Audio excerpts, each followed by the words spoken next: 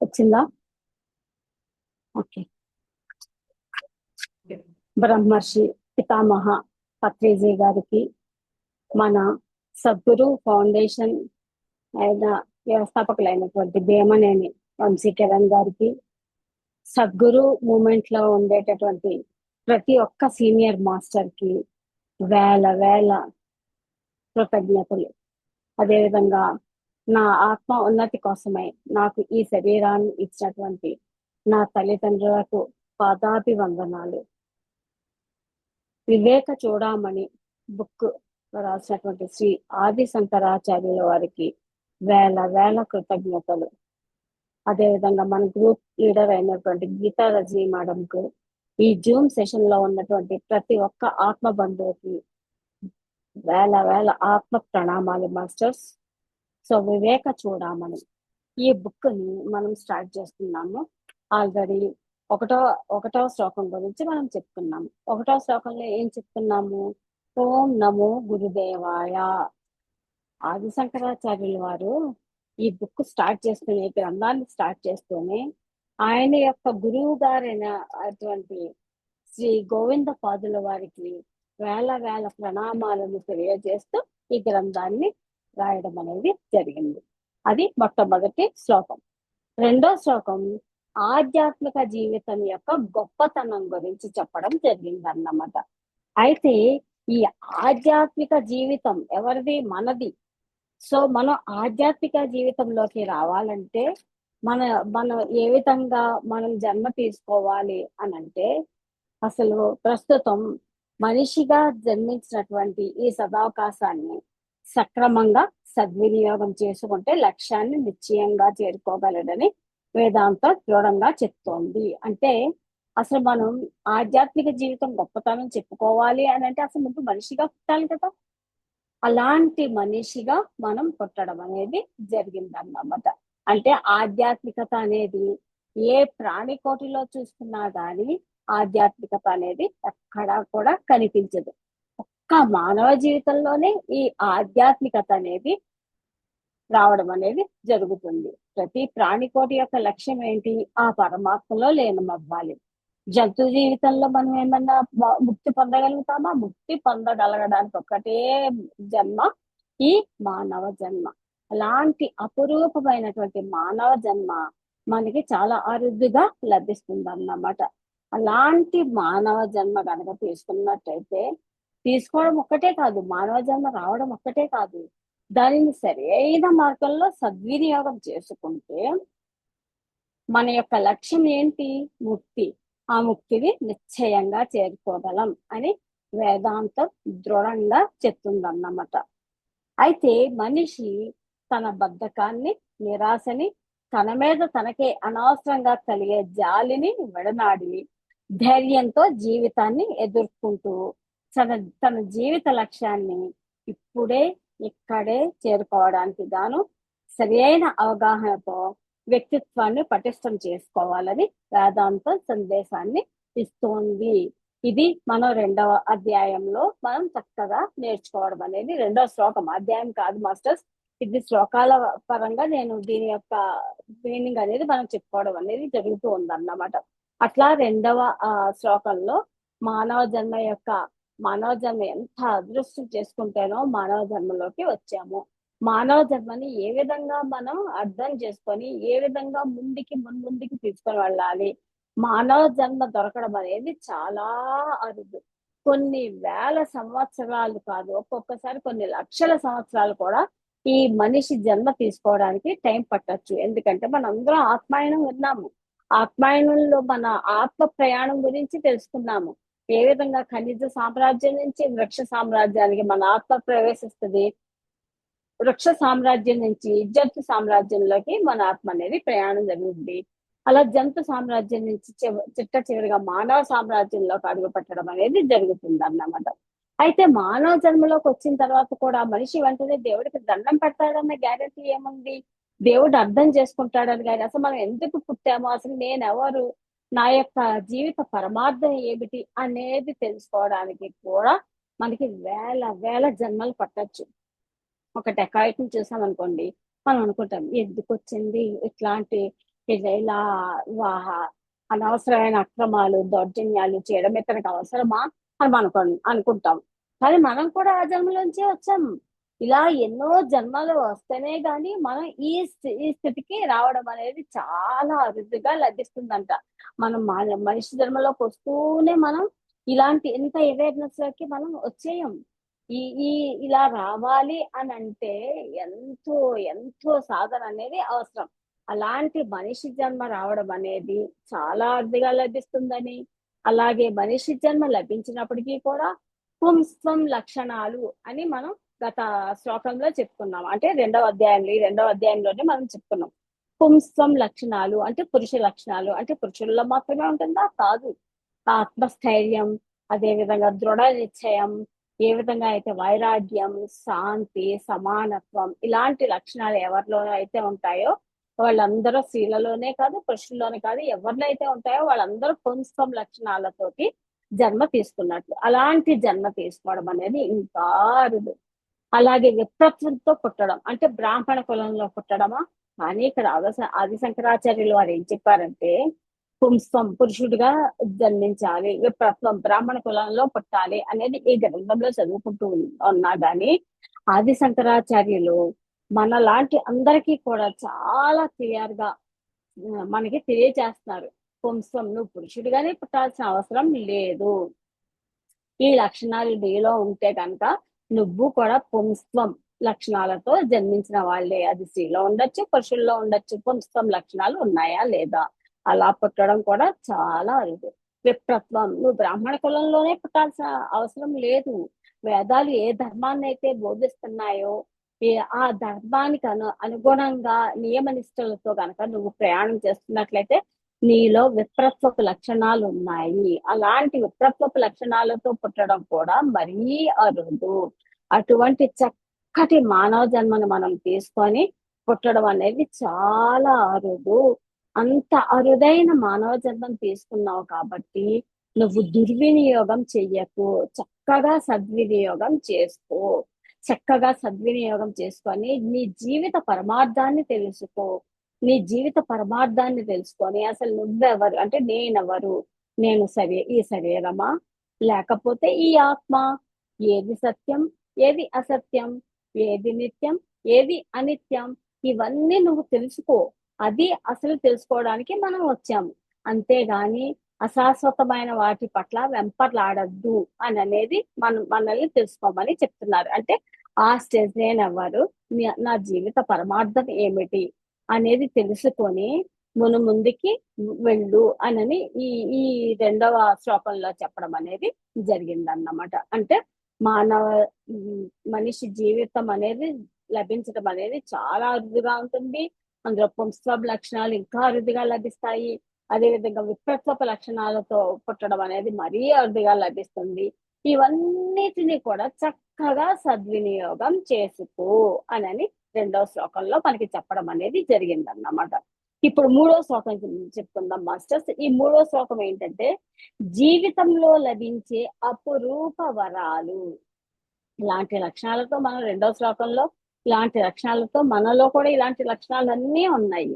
ఇంకా మూడో శ్లోకం ఏం చెప్తుంది, మనకి జీవితంలో లభించే అపురూప వరాలంటే ఈ శ్లోకం మనకి తెలియజేస్తుంది. శ్లోకాన్ని చదవటం లేదు మాస్టర్స్, శ్లోకానికి మనం భావార్థాన్ని మనం చెప్పుకుంటున్నాం. అయితే ఈ మూడో శ్లోకం ఏం చెప్తుందంటే ఆ అపురూప వరాలు ఏంటి? మొట్టమొదటిది మనిషిగా జన్మించడం, రెండోది ముక్తి కావాలనే తీవ్రమైనటువంటి కాంక్ష, మూడోది జ్ఞాన స్వరూపుడైన మహాత్ముని మనస్ఫూర్తిగా ఆరాధించగలగడం. ఈ మూడు ఎంతో అరుదుగా లభిస్తాయి. ఒకటి ఏంటి? మనిషిగా జన్మించడం, ఒకటి మనం జన్మించాం. రెండోది ఏంటి? ముక్తి కావాలనే తీవ్రమైనటువంటి కాంక్ష, ముముక్షత్వం. దానినే ముముక్షత్వం అని చెప్తున్నాం. ముముక్షత్వం అంటే నాకు ముక్తి కావాలి అని తీవ్రమైన కాంక్ష. సత్సంగం ఉన్నప్పుడు నాకు ముక్తి కావాలి, ధ్యానం చేసినప్పుడు నాకు ముక్తి కావాలి కాదు, 24/7 మనకి ఆ తపన, ఆ ఆత్రం. అంటే మనం ఇంతకు ముందు ఎగ్జాంపుల్ చెప్పుకున్నాం. నీళ్ళల్లో మునిగినటువంటి వ్యక్తికి గాలి కావాలని ఎంత తప్పించిపోతాడో, గాలిని పీల్చి తన ప్రాణాలని రక్షించుకోవాలని ఎంతైతే తప్పించిపోతాడో, అలాంటి తపన, గాలి కావాలనే తపనతో నేలల్లో ఉన్న వ్యక్తి ఎంత తపనతో ఉంటాడో అంత తపన మనలో కూడా ముక్తి కావాలనే తపన, తీవ్రమైనటువంటి ఆకాంక్ష ఉండడం అనేది రెండవ వరం. మూడోది ఏంటి అని అంటే చక్కటి గురువు మనకి దొరకడం అనేది ఇంకా గొప్ప వరం అన్నమాట. ఈ మూడు మన దగ్గర ఉన్నాయి కదా మాస్టర్స్. మనిషిగా జన్మించాము, ముక్తి కావాలనే కాంక్ష ఉంది, తీవ్ర కాంక్ష ఎంత ఉంది అనేది ఎవరికి వాళ్ళమే మనం తెలుసుకోవచ్చు. మూడోది గురువు దొరకడం అనేటటువంటిది మూడోది అన్నమాట. ఈ మూడు చాలా అరుదుగా మనిషికి లభించడం అనేది జరుగుతాయి. ఈ మూడు ఎక్కడైతే ఉంటాయో వాళ్ళకి భగవద్ అనుగ్రహం వల్ల ఇవన్నీ ఈ మూడు లభించినవే అన్నమాట. అయితే ఈ వరాన్ని సద్వినియోగం చేసుకుంటూ ఏవైతే మూడు వరాలు వచ్చాయో ఆ మూడు వరాలని మనం సద్వినియోగం చేస్తూ జీవితపు అనిత్యత్వాన్ని గుర్తించి అనిత్యము క్షణికము అయిన భోగాల మీద కలిగే కోరికల సంచలనాన్ని అదుపులో పెట్టుకొని దుఃఖాలయము అశాశ్వతము అయిన జీవితపు పరిధి నుండి బయటపడాలనే తీవ్ర కాంక్షతో ఏకాగ్రతతో జీవించాలనుకోవడం అరుదుగా లభిస్తాయి. మనిషి జన్మ లభించింది, ముక్తి కావాలనే కాంక్ష ఉంది, దానిని సరైన డైరెక్షన్ లో నడిపించడానికి మనకి గురువు గారు దొరికారు. అంటే ఇక్కడ మనుష్యత్వం, ముముక్షత్వం, మహాపురుష సంశ్రయం ఈ మూడు వరాలు మన జీవితంలోకి వచ్చింది. అయితే మనుష్యత్వం, ముముక్షత్వం, మహాపురుష సంశయం ఈ మూడు లభించడానికి దైవానుగ్రహమే కారణమని ఆచార్యులు, శ్రీ ఆది శంకరాచార్యులు చాలా ఖచ్చితంగా చెప్తున్నారు. అయితే ఇక్కడ వేదాంత దృష్టిలో వాడబడిన దైవానుగ్రహం అనే మాటకు అంటే దైవానుగ్రహం, ఆ దేవుడు కరుణించబట్టి నాకు ఇంత చక్కటి జీవితం లభించింది, ఆ భగవంతుడు వరాలు ఇచ్చాడు కాబట్టి నాకు ఇంత చక్కటి జీవితం లభించింది అని మనం అనుకుంటూ ఉంటాం. ఆ భగవద్ అనుగ్రహం వల్ల నాకు ఇంత చక్కటి జీవితం లభించిందబ్బా, ఆ దేవుడి దయ వల్ల నాకు ఇంత చక్కటి ఫ్రెండ్ దొరికారబ్బా, ఇట్లా మనం అనుకుంటూ ఉంటాము. అయితే ఇక్కడ ఆది శంకరాచార్యులు ఏం చెప్తున్నారంటే దేవుడు ఎక్కడో లేడు, ఎక్కడున్నాడు, ఎక్కడో స్వర్గంలోనో ఆకాశంలో మేఘాల మధ్యనో కూర్చొని అశాశ్వతంగా ఉండి భగవంతుడు తన ఇష్టులపై, మళ్ళీ భగవంతుడికి ఇష్టులు అయిష్టులు అనేవాళ్ళు ఎవరు లేరండి. భగవంతుడు తన ఇష్టులపై వరాలను కురిపించడంగా అర్థం చేసుకోకూడదు. ఇప్పుడు ఈ మూడు వరాలు మన జీవితంలో ఉన్నాయి. ఈ మూడు వరాలు భగవద్ అనుగ్రహం వల్ల మనకు వచ్చింది. భగవంతుడు ఎక్కడున్నాడు? స్వర్గంలో ఉన్నాడు, ఆకాశంలో ఉన్నాడు, మేఘాల మధ్యలో అశరీరంగా ఉన్నాడు. భగవంతుడు తనకి ఇష్టం ఉన్న వాళ్ళపైన, పూజలు ఎక్కువ చేసే వాళ్ళపైన వరాలు ఎక్కువగా కురిపించడం, పూజలు చేయని వాళ్ళపైన అయిష్టంగా ఉండడం అనేది అలా మనం అర్థం చేసుకోకూడదు. స్వయం కృషితో, ఇది చాలా జాగ్రత్తగా వినండి మాస్టర్స్. భగవద్ అనుగ్రహం, దైవానుగ్రహం అంటే ఏంటో ఇక్కడ ఆది శంకరాచార్యులు ఎంత బాగా చెప్తున్నారంటే స్వయం కృషితో, నిత్య అనిత్య వివేకంతో, ధర్మ మార్గంలో జీవించిన అనేక గత జన్మల పుణ్య ఫలంగా, తపో ఫలితంగా వ్యక్తిగా తాను సాధించిన ప్రస్తుత జన్మమే ఇక్కడ దైవానుగ్రహంగా చెప్పబడుతుంది. పత్రిజీ కూడా చెప్పారు కదా, ఎవరి వాస్తవానికి వారే సృష్టికర్తలు. ఆది శంకరాచార్యుల వారు కూడా అదే చెప్తున్నారు.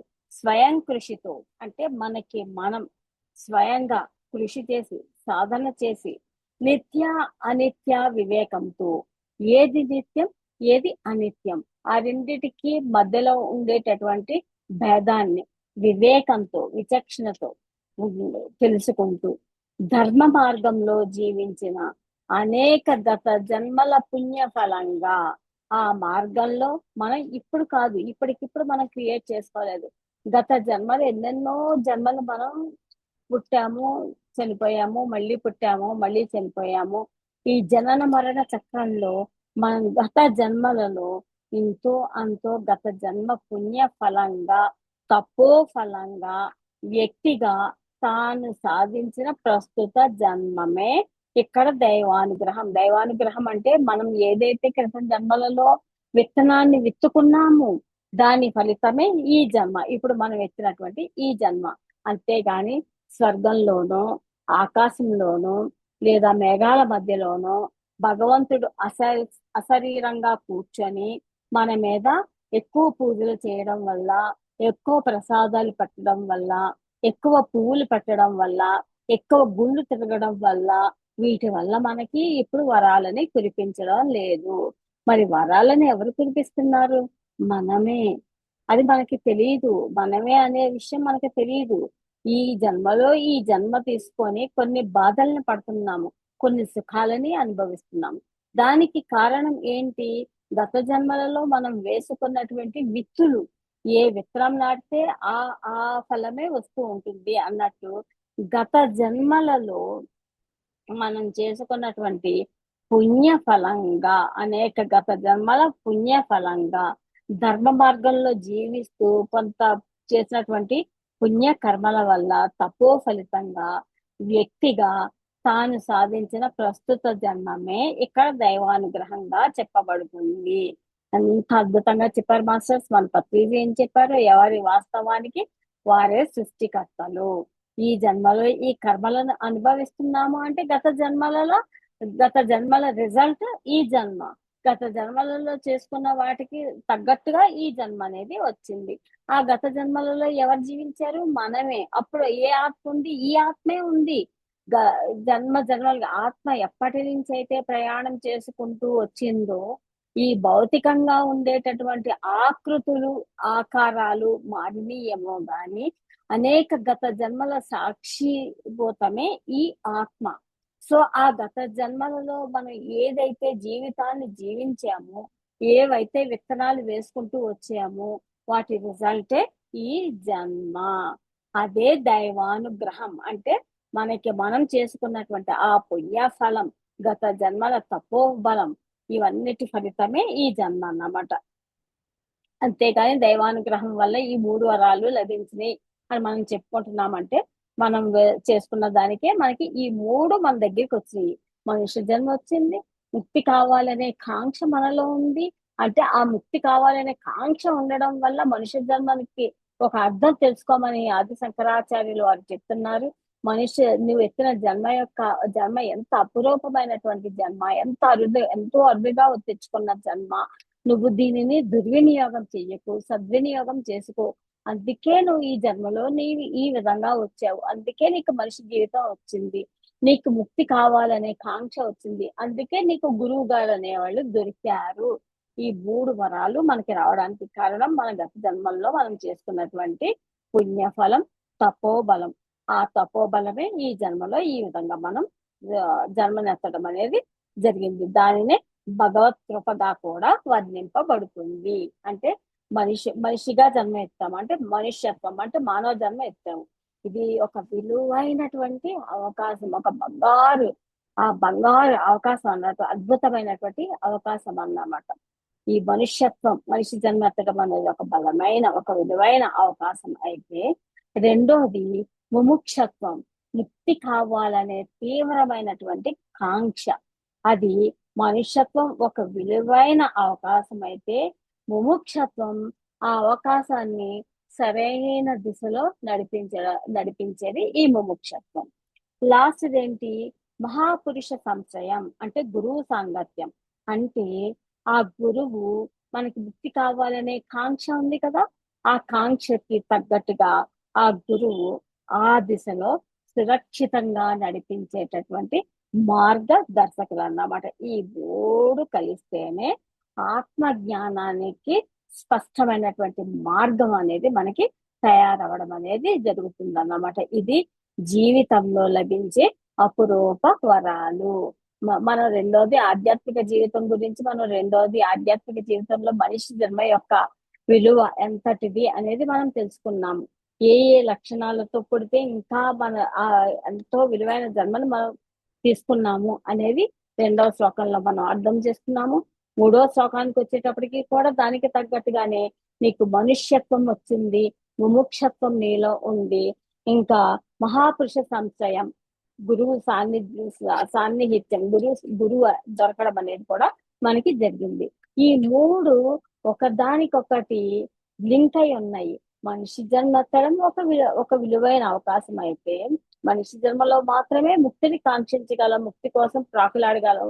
మనిషి జన్మలో మాత్రమే ఆ జ్ఞానాన్ని తెలుసుకోగలం, జ్ఞానాన్ని తీసుకోగలం. ఇక వేరే ఏ జన్మల్లోని కూడా ఇలాంటి జ్ఞానం అనేది తెలుసుకోలేము. ఎందుకంటే ఒక కమ్యూనికేషన్ స్కిల్ అనేది కేవలం మనిషి జన్మలో, మానవ సామ్రాజ్యంలో మాత్రమే ఉంది. దానిని అర్థం చేసుకునేడానికి వీలుగా పదునైన మెదడు అనేది కూడా మనకి ప్రసాదింపబడింది. ఇవన్నిటినీ కూడా ఎన్నో కోట్ల సంవత్సరాలు ప్రయాణం చేసి చేసి చేసి మనిషి జన్మెత్తి, మనిషి జన్మలో కూడా కొన్ని దుష్కర్మలు చేసుకుంటూ, అంటే శైశవాత్మలుగా పుట్టి ఇంకా ఎన్నో తెలుసుకొని ఒక మార్గంలోకి, ఆధ్యాత్మిక మార్గంలోకి రావడం అనేది అంత ఈజీ కాదు. అలాంటి జన్మను కూడా రెండవ శ్లోకంలో అలాంటి జన్మను కూడా మనం తీసుకున్నాము అని రెండవ శ్లోకం తెలియచెప్తే, మూడో శ్లోకం నువ్వు మనిషి జన్మ ఒకటే కాదు, మనుష్యత్వం ఒకటే కాదు, నీకు ముముక్షత్వం కూడా వచ్చింది. ముముక్షత్వం ఒక్కటే కాదు, మహాయోగి సంశ్రయ, ఆయన మహాపురుష సంశ్రయ అంటే చక్కటి గురువు కూడా నీకు లభించారు. అన్ని నీకు లభించబడ్డాయి కదా. ఇప్పుడు అన్ని ఒకదానికొకటి అనుసంధానం. అంటే మనిషి జన్మెత్తాము, ఒక విలువైన అవకాశం, ముముక్షత్వంతో ఉన్నాము. అంటే ఈ విలువైనటువంటి అవకాశానికి ముముక్షత్వం అనేది ఆ అవకాశాన్ని సరైన దిశలో నడిపిస్తూ ఉంది. గురువు గారు దొరికారు, చక్కగా మహాపురుష సంశ్రయ గురువు గారు దొరికారు.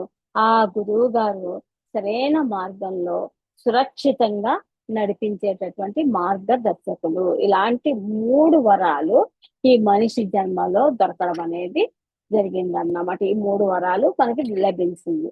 ఇంకా 4 to 7 శ్లోకాలు, 4 నుంచి 7 శ్లోకాలు చెప్పేది ఏంటి అని అంటే సాంసారిక కష్టాలు. సాంసారిక కష్టాలు 4 నుంచి 7వ శ్లోకం వరకు చెప్పేటటువంటివి సాంసారిక కష్టాల గురించి చెప్తున్నారు మాస్టర్స్.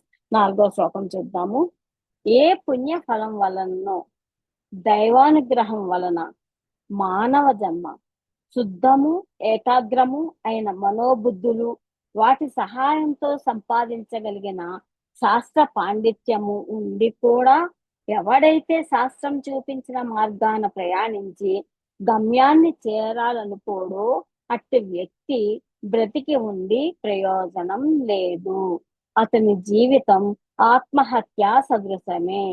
ఇంతటి అపురూప వరాన్ని భగవత్కృప వలన పొంది కూడా సద్వినియోగం చెయ్యని వారిని ఆచార్య శంకరులు వారు ఏమంటున్నారంటే మూఢదీహి, మూఢుడు అనడం ఎంతో సమంజసంగా ఉంది. అంటే దైవానుగ్రహం అంటే మనం ఇప్పుడే కదా మనం చెప్పుకున్నాము, ఏ భగవత్కృప వలనో, ఏ పుణ్యఫలం వలనో, ఏ దైవానుగ్రహం వలనో ఈ మనిషి జన్మ అనేది లభించింది అని చెప్పుకున్నాము. మనకి భగవంతుడు వరాలు ఇచ్చాడా? కాదు. మనం ఇప్పుడే కదా చెప్పుకున్నాం, గత జన్మలలో మనం చేసుకున్నటువంటి పాప పుణ్యాల ఫలితంగా, ఆ పుణ్య ఫలితాల వల్ల, ఆ తపోబలం వల్ల ఈ ఈ ఇలాంటి మానవ జన్మ మనకి దొరికిందన్నమాట. అలాంటి మానవ జన్మ శుద్ధము ఏకాగ్రము అయిన మనోబుద్ధులు, మనం షట్క సంపత్తి, ఈ వివేక చూడమని ఇంట్రడక్షన్ క్లాస్ లో మనకి ఎవరెవరికి అంటే ఈ గ్రంథాన్ని చదవడానికి అర్హతలు గురించి చెప్పుకునేటప్పుడు అందులో షట్క సంపత్తి, షట్క అంటే షట్ అంటే 6, సంపత్తి అంటే అంతర్గత సుగుణాలు, సంపద, అంతర్గత సంపద. మనకి ఫిజికల్ బాడీలో మనకి సంపదలు అంటే మనం చెప్పుకున్నాం కదా, బంగారం, డబ్బు, ఆస్తి, అంతస్తు, ఇవన్నీ ఫిజికల్ బాడీలో ఉండే సంపదలు. కానీ మనకి 6 అంతర్గత సంపదలు ఉన్నాయని మనం చెప్పుకున్నాం. ఆ 6 అంతర్గత సంపదలు కనుక మనకు ఉన్నట్టయితే కనుక మనం తప్పనిసరిగా ఆ ముక్తి మార్గం వైపు మనం ఈజీగా ప్రయాణించగలుగుతాము అని చెప్పడం జరిగింది. అయితే దైవానుగ్రహం వల్ల మానవ జన్మ శుద్ధము ఏకాగ్రము అయినటువంటి మనోబుద్ధులు, అంటే మన మనోబుద్ధులు అంటే మనం చెప్తున్నాం కదా, సమము, దమము, ఉపరతి, తితీక్ష, ఏకాగ్రత, ఇవన్నిటి గురించి మనం చెప్పుకున్నాం. ఇందులో మనం మనో అంటే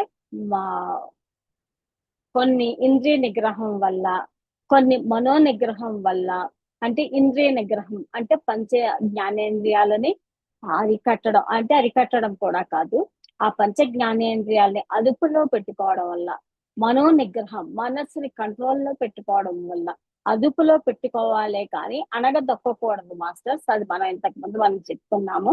మనస్సుని అదుపులో పెట్టుకోవడం వల్ల మనస్సు ఎక్కడికి వెళ్తే అక్కడికి శరీరం పరుగులు పెట్టకూడదు అని మనం ఇంతకు ముందు చెప్పుకున్నాము. అలా మనో నిగ్రహం వల్ల, ఇంద్రియ నిగ్రహం వల్ల మన మనోబుద్ధులు శుద్ధము ఏకాగ్రము అయిన మనోబుద్ధులు అంటే ఈర్ష్య అసూయలను తొక్కి పెట్టకూడదు, అవన్నిటినీ కూడా అదుపులో పెట్టుకొని వాటిని జయించగలిగినటువంటి శుద్ధము ఏకాగ్రము అయిన మనోబుద్ధులు అంటే మా అంతరంగ సంపద. ఇవన్నీ కూడా అంతరంగ సంపద, అంతఃకరణ సంపద. ఈ అంతఃకరణ సంపద అంటే ఏంటి? ఈ మనోబుద్ధులన్నిటిని శుద్ధం చేయడము అంటే ఏంటి? మనలో కక్ష కార్పణ్యాలు, ద్వేషం, ఈర్ష్య, అసూయ అవన్నిటినీ కూడా తొలగించుకోవడం వల్ల, అదుపులో పెట్టుకోవడం వల్ల లోపల ఉండే అంతఃకరణ శుద్ధి జరిగి మన అంతర్గత సంపద అనేది పెరగడం అనేది జరుగుతుంది.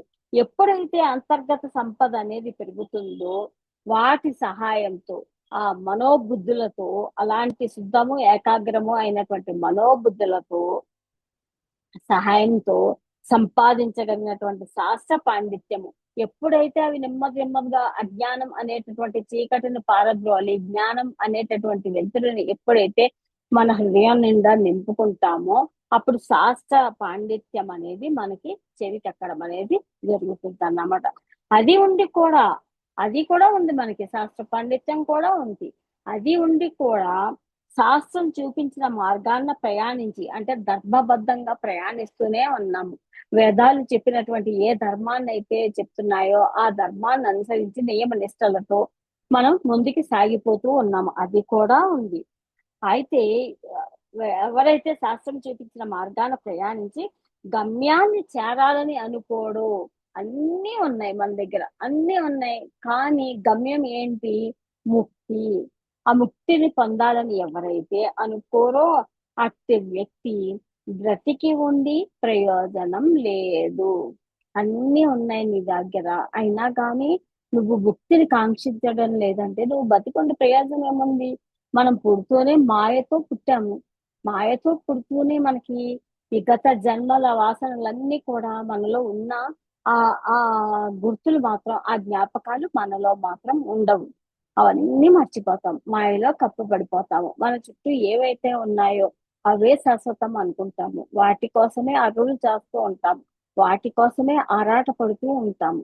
ఎప్పుడో ఇలాగ గడుస్తూ ఉన్నప్పుడు కొన్ని సుఖ దుఃఖాల కలియకతో ఏది శాశ్వతం ఏది అశాశ్వతం అని నెమ్మదిగా మనం పడుతూ లేస్తూ జీవిత ప్రయాణంలో కొన్ని సుఖ దుఃఖాలను అనుభవిస్తూ ఉంటాం. కాబట్టి ఇది కాదు అనేది ఎప్పటికో తెలుసుకోగలుగుతాము. తెలుసుకొని ఏది సత్యం ఏది అసత్యం, ఏది నిత్యం ఏది అనిత్యం అనేది మనం తెలుసుకుంటాము. ఇన్ని తెలుసుకొని ఆ తర్వాత చివరికి మనకి ఏంటి మన మార్గం అనేది మనం కొన్ని సత్సంగాల ద్వారా మాత్రమే, నేనైతే కొన్ని సత్సంగాల ద్వారా మాత్రం చాలా తెలుసుకున్నాను మాస్టర్స్. అందులో ముఖ్యంగా ఆత్మాయణం కానివ్వండి, ఈ 1000 Seeds of Joy కానివ్వండి, ఇవన్నిటి ద్వారా కూడా నేను చాలా విషయాలు తెలుసుకోవడం జరిగింది. మనం ఏ విధంగా వచ్చాము, ఎలా పరమాత్మ నుంచి ఎలా విడివడి వచ్చాము, విడివడి వచ్చిన తర్వాత మన ఆత్మ ప్రయాణం ఏ విధంగా జరిగింది, ఆత్మ ప్రయాణంలో వచ్చినటువంటి అనుభవాలన్నీ ఏంటి, ఆ అనుభవాలు తాలూకా సుఖ దుఃఖాల కలయికల వల్ల మనం దైవాన్ని తెలుసుకోవడం, దైవాన్ని తెచ్చిన తర్వాత అసలు మనం ఎందుకు వచ్చామో, అప్పటి వరకు నేను ఎవరు, నా జీవిత పరమార్థం ఏమిటి అనేది తెలుసుకోవడానికి ఎన్నో ఎన్నో ఎన్నో జన్మలు పడుతూ ఉంటాయి. అలా చివరికి తెలుసుకున్నాము. తెలుసుకొని కూడా ముక్తి కోసం గనక మనం తీవ్ర కాంక్షలో లేనట్లయితే, దేనికోసం వచ్చామో ఆ పని చెయ్యకపోయినట్లయితే అట్టి వ్యక్తి బ్రతికి ఉండి ప్రయోజనం లేదు అని ఆది శంకరాచార్యుల వారు చెప్తున్నారు. అతని జీవితం ఆత్మహత్య సదృశమే. ఇంతటి అపురూప వరాన్ని భగవత్ కృప వలన పొంది కూడా సద్వినియోగం చెయ్యని వారిని ఆది శంకరాచార్యులు మూఢుడు అనడం ఎంతో సమంజసంగానే ఉంది. అన్ని ఉన్నాయి, కానీ పరమాత్మని చేరుకోవాలనే గమ్యాన్ని ఆ గమ్యం వైపు కనుక నువ్వు నడవకపోయినట్లయితే నువ్వు బతికి ఉండి ప్రయోజనం ఏముంది? అటువంటి వ్యక్తి మూఢుడు అని చెప్పి అనడం ఎంతో సమంజసంగానే ఉంది. అపూర్వమైన అవకాశాలు లభించిన తర్వాత కూడా వాటిని వ్యర్థపరుస్తూ నిష్ప్రయోజన జీవితాన్ని ఎందుకు జీవిస్తున్నట్టు? అన్నీ వచ్చినాయి. ఇప్పటి వరకు చెప్పుకున్న వాటిలో మనిషి జన్మ చాలా అపరూపం అని చెప్పుకున్నాము. మనిషి జన్మకు వచ్చిన తర్వాత 3 వరాల గురించి చెప్పుకున్నాము. నీకు ముక్తికి కావాల్సినటువంటి అన్ని సాధనాలు నీ దగ్గర ఉన్నాయి. కానీ ఇవన్నీ ఉన్నప్పటికీ కూడా అవన్నిటిని ఏం చేస్తున్నాము? వ్యర్థపరుస్తున్నాము. నిష్ప్రయోజనంగా ఎలాంటి ప్రయోజనం లేనటువంటి జీవితాన్ని జీవిస్తున్నాము. అలాంటి జీవితం ఎందుకు జీవిస్తున్నట్లు? బాహ్యాభిముఖమైన మనశ్శరీరాలతో ప్రపంచంలోని వస్తువులను చూస్తూ వాటిపై వ్యామోహాన్ని పెంచుకోవడం ఒక కారణం. ఇలాంటి నిష్ప్రయోజనమైన జీవితాన్ని ఎందుకు గడుపుతున్నాము అంటే, మనస్సు శరీరంతో కలిసి ప్రపంచంలో ఉండే వస్తువులను చూస్తూ వాటి మీద వ్యామోహాన్ని మనం బాగా పెంచుకుంటున్నాం అన్నమాట. ఈ వ్యామోహంతో బాగా పెంచుకోవడం ఒక కారణం అయితే, పవిత్రము, దివ్యము, సర్వవ్యాప్తము అయిన ఆత్మ చైతన్యమే తాననే సత్యాన్ని విస్మరించి పరిమితమైన మనశ్శరీరాలే తానుగా పరబడడం మరొక కారణం. 2 కారణాలు చెప్తున్నారు మాస్టర్స్. ఎందుకు ఇంత నిష్ప్రయోజనంగా ఇంత సత్సంగాలు చేసుకుంటాం, ఇంత గ్రంథాలు చదువుతున్నాము, ఏది కరెక్ట్ అనేది తెలుసుకుంటున్నాము, కానీ దీని నుంచి పక్కకు వెళ్ళేటప్పటికి మళ్ళీ నాటకంలో పడిపోతూనే ఉన్నాము. ఎందుకు పడిపోతున్నాం అలాగా? ఎందుకు అలాంటి వాటికి అట్రాక్ట్ అయిపోతున్నాము అంటే, దీనికి కారణం మనస్సు శరీరము. మనస్సు శరీరంతో బాహ్య ప్రపంచంలో ఏ వస్తువులను చూస్తున్నామో వాటి మీద మనం వ్యామోహాన్ని పెంచుకుంటున్నాం. మనస్సుతో ఏం చూస్తున్నాము? శరీరంతో దాన్ని అనుభవిస్తూ ఉన్నాము. అవే కరెక్ట్ అని మనం అనుకుంటున్నాము. అదొక కారణం అయితే, మనలో ఉండే ఆత్మ, పవిత్రమైనటువంటి ఆత్మ, దివ్యత్వాన్ని కలిగినటువంటి ఆత్మ సర్వవ్యాపము, ఎటు చూసినా ఆత్మస్వరూపమే ఆయన ఆత్మ చైతన్యమే తాను అనే సత్యాన్ని విస్మరించి పరిమితమైన మనస్సు శరీరాలు తానుగా పొరబడడం మరొక కారణం. ఆత్మ చైతన్యం గురించి మర్చిపోతున్నాము. తానే ఆత్మ అనేది మర్చిపోతున్నాము. మనస్సు శరీరము ఏదైతే అనుభవిస్తుందో అదే కరెక్ట్ అనేటటువంటి ఒక డ్రామాలో పడిపోతున్నాము. అది కూడా ఒక కారణం. ఈ 2 కారణాలు, ఈ మమకారము అహంకారము కలిసి తానెవరో తాను చూస్తున్నదేమిటో గుర్తించకుండా చేస్తున్నాయి. ఈ 2 కారణాలు, ఒకటి మనస్సు శరీరము, ఒకటి ఆత్మ నేను అని అనుకోవడం లేదు. మనస్సు శరీరంతో ఏదైతే బాహ్య ప్రపంచంలో చూస్తున్నామో వాటి మీద వ్యామోహాలని పెంచుకోవడం ముఖ్యమైనటువంటి కారణం అన్నమాట. ఈ మమకారము అహంకారము. మమకారం అంటే ఏంటి? నాది అని అనుకోవడం. ఇది నాది, ఇది నా ఇల్లు, ఇది నా బిడ్డ, ఇది నా సంపద అని ఎంతసేపు కూడా నాది నాది నాది, ఇదే మమకారం. ఇది నా ఇల్లు, ఇది నా సంపద, ఇది నా బిడ్డ, ఇది నా కారు అంటే ఎంతసేపు వాటి మీద మమకారం. ఇంకా అహంకారం. అహంకారం అంటే నేను గొప్పదాన్ని, నేను లేకపోతే ఈ పనే జరగదు అనేటటువంటి అహంకారం. అంటే మనం ఎలాగా ఈ మనస్సుకి శరీరానికి మనం ఇంపార్టెన్స్ ఇస్తున్నాము అంటే, ఆ మనస్సులోంచి శరీరంలోంచి పుట్టేటటువంటి భావనలు ఏవైతే ఉన్నాయో ఆ భావనలకు ఒక ఎమోషనల్ అటాచ్మెంట్ ఇచ్చేసి మనం ఏమనుకుంటున్నాము, మనం ప్రొద్దుట లేచిన దగ్గర నుంచి ఈ మమకారము అహంకారము కలిసి తానెవరో తాను చూస్తున్నదేమిటో గుర్తించకుండా చేస్తున్నాయి. నాది అని, నేను అనే అహంకారంలో పడిపోతున్నాం. పడిపోయి ఎంతసేపు దానిలోనే మనం బ్రతుకుతూ ఉన్నాం కాబట్టి మనం మిగిలిన దాన్ని గుర్తించలేకుండా ఉన్నామన్నమాట.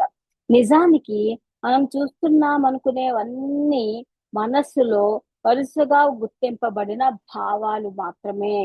మనస్సులో గుర్తిస్తూ బాహ్యంగా నిజంగా వస్తువులు ఉన్నాయనుకొని భ్రమపడుతున్నాం.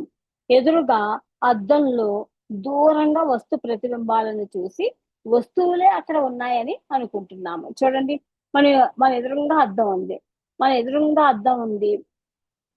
మనకి ఆ అద్దంలో మన వెనకాల ఎక్కడో ఉన్న వస్తువులన్నీ మన చేతికి అందేంత దూరంలో అద్దంలో కనిపిస్తూ ఉంటాయి. కనిపించేటటువంటి ఆ అద్దంలో కనిపించే వస్తువులన్నీ కూడా మనకి దగ్గరలో ఉన్నాయి. మన ఎదురుగా అద్దంలో కనిపించే ప్రతిబింబాలు చూసి అన్ని కూడా అక్కడ దగ్గరగా ఉన్నాయి అని చెప్పి మనం అనుకుంటూ ఉంటాము. చిన్నప్పుడు కెలిడియోస్కోప్ మనం ఆడుకునే వాళ్ళం. ఎంతమంది ఆడుకున్నారో తెలియదు కానీ 3 వైపులా గాజు పెట్టి ఒక ట్యూబ్ లాగా చేసి చివర ఒక గాజుని పెట్టి దానిలో ఒక చిన్న కలర్ఫుల్ థర్మోకాల్ బాల్ అందులో వేసి దాన్ని ఇలా తిప్పుతూ ఉంటే దానిలో రకరకాల ప్రతిబింబాలు కనిపిస్తూ ఉండేవి అన్నమాట. కెలిడియోస్కోప్ ఎంతమంది దీనిని వాడారో తెలియదు కానీ ఆ విధంగా గాజు పట్టకంలో నుండి కాంతి కిరణాలు ప్రసరిస్తే బాహ్యంగా అనేక రంగులతో అసంఖ్యాకమైన రూపాలు కనిపిస్తూ ఉంటాయి. ఆ కెలిడియోస్కోప్ లో ఒక గాజు ఒక గాజు పెట్టి వెనకాల ఒక ప్రిజం ని పెట్టి అందులో ఒక కలర్ఫుల్ బాల్ ని వేస్తే దాన్ని ఇలా తిప్పుతూ ఉంటే రకరకాలు మనం ఎక్కడన్నా సర్కస్ లోకి వెళ్ళినా కానీ వాళ్ళు కూడా మనకు చూపిస్తారు. మనం అందులోకి దూరితే ఇలా పెడతారు. పెట్టినప్పుడు ఇలా తిప్పుతూ ఉంటారు. తిప్పుతూ ఉంటే లోపల కలర్ఫుల్ గా రకరకాల డిజైన్లు మనకు కనిపిస్తూ ఉంటాయి అన్నమాట. అలా ఎలా అయితే కనిపిస్తున్నాయో మన శరీరాలు బాహ్యంగా చూస్తున్నప్పుడు కూడా అంటే ఈ భ్రమతో ఏదైతే తప్పుగా అంటే భ్రమ అంటే ఏంటి, తప్పుగా గ్రహించబడడం. అంటే ఇప్పుడు కెలిడియోస్కోప్ అనేది ఇక్కడ తయారు చేసి దానిలో ఒక ఒక పార్టికల్ ని వేశారు. రకరకాల రంగులతో రకరకాల ఫ్లవర్స్ షేప్ లో కనిపిస్తూ ఉంటాయి మనకు అందులో చూస్తూ ఉంటే. అలాగే అదే భ్రమతో మోహంతో మనోబుద్ధులు నిత్యము వస్తు సాంగత్యాన్ని కోరుతున్నాయి. ఎప్పుడు ఒక భ్రమలో ఉంటాము. భ్రమలో ఉండడం అంటే ఏంటి, తప్పుగా గ్రహించబడడం అన్నమాట. భ్రమ అంటే తప్పుగా గ్రహించబడడం. ఇక మోహం అంటే ఏంటి, ఇది లేకపోతే నాకు అసలు జీవితమే లేదు అనేటటువంటి మోహంతో మనోబుద్ధులు నిత్యము వస్తు సాంగత్యాన్ని కోరుతున్నాయి. దేనినైతే చూసామో, దేని మీద అయితే మనం మమకారాన్ని పెంచుకున్నాము, విపరీతమైన మమకారాన్ని పెంచుకుంటున్నామో, అవి లేకపోతే నేను లేను, అవి లేకపోతే నేను బ్రతకలేను అన్నట్టుగా మనం ఏ విధంగానైతే ఉన్నామో ఉన్నప్పుడు మనోబుద్ధులు మనస్సు ఎప్పుడు కూడా అలాంటి వస్తువులు కావాలనే కోరుకుంటూ ఉంటుంది అన్నమాట. ఆ వస్తు సాంగత్యాన్నే కోరుకుంటూ ఉంటుంది. అందులోనే ఆనందం ఉంది అని అనుకుంటుంది, అందులోనే సుఖం ఉంది అని చెప్పి అనుకుంటూ ఉంటుంది అన్నమాట. అయితే మరలా ఆ ప్రయత్నంలో ఏవైతే ఆ వస్తువు దగ్గరికి వచ్చింది, చాలా ఆనందం పడ్డాము. ఆ వస్తువు దూరం అయింది, చాలా బాధపడ్డాము. అంటే మరలా ఆ ప్రయత్నంలో సుఖ దుఃఖాలని గుర్తిస్తున్నాము. ఈ భావనా చక్రం నిరంతరం పరిభ్రమిస్తూ ఉంటుంది. నేను మన శరీరాలతో కూడిన జీవిననే భావం వల్ల సంసార భ్రమ కలుగుతుంది. ఇక్కడ ఏంటంటే మనసు శరీరంతో వస్తు ప్రపంచాన్ని మనం గనక చూసినట్లయితే, అంటే బాహ్య ప్రపంచాన్ని చూసినట్లయితే, ఎప్పుడైతే ఆ బాహ్య ప్రపంచానికి మనస్సు ఎప్పుడైతే కనెక్ట్ అయిపోయిందో అప్పుడు దాని మీద ఒక భ్రమ అనేది కలుగుతుంది. దాని మీద ఒక మోహం అనేది పుడుతుంది. ఆ మోహం పుట్టినప్పుడు వస్తువు దొరికితే ఆనందపడతాం, దొరకకపోతే బాధపడుతూ ఉంటాము. ఈ విధంగా ఈ భావాల వల్ల సంసార భ్రమ అనేది మనకి కలుగుతూ ఉంటుంది అన్నమాట. అప్పుడు మాయామోహితుడై పరిమిత వ్యక్తిగా తన్ను తాను పొరబడమే అజ్ఞానం. ఈ అజ్ఞానమే బంధము. ఇటువంటి వాటితోటి సాంగత్యం అనేది ఏర్పాటు చేసుకుంటూ ఉన్నాము.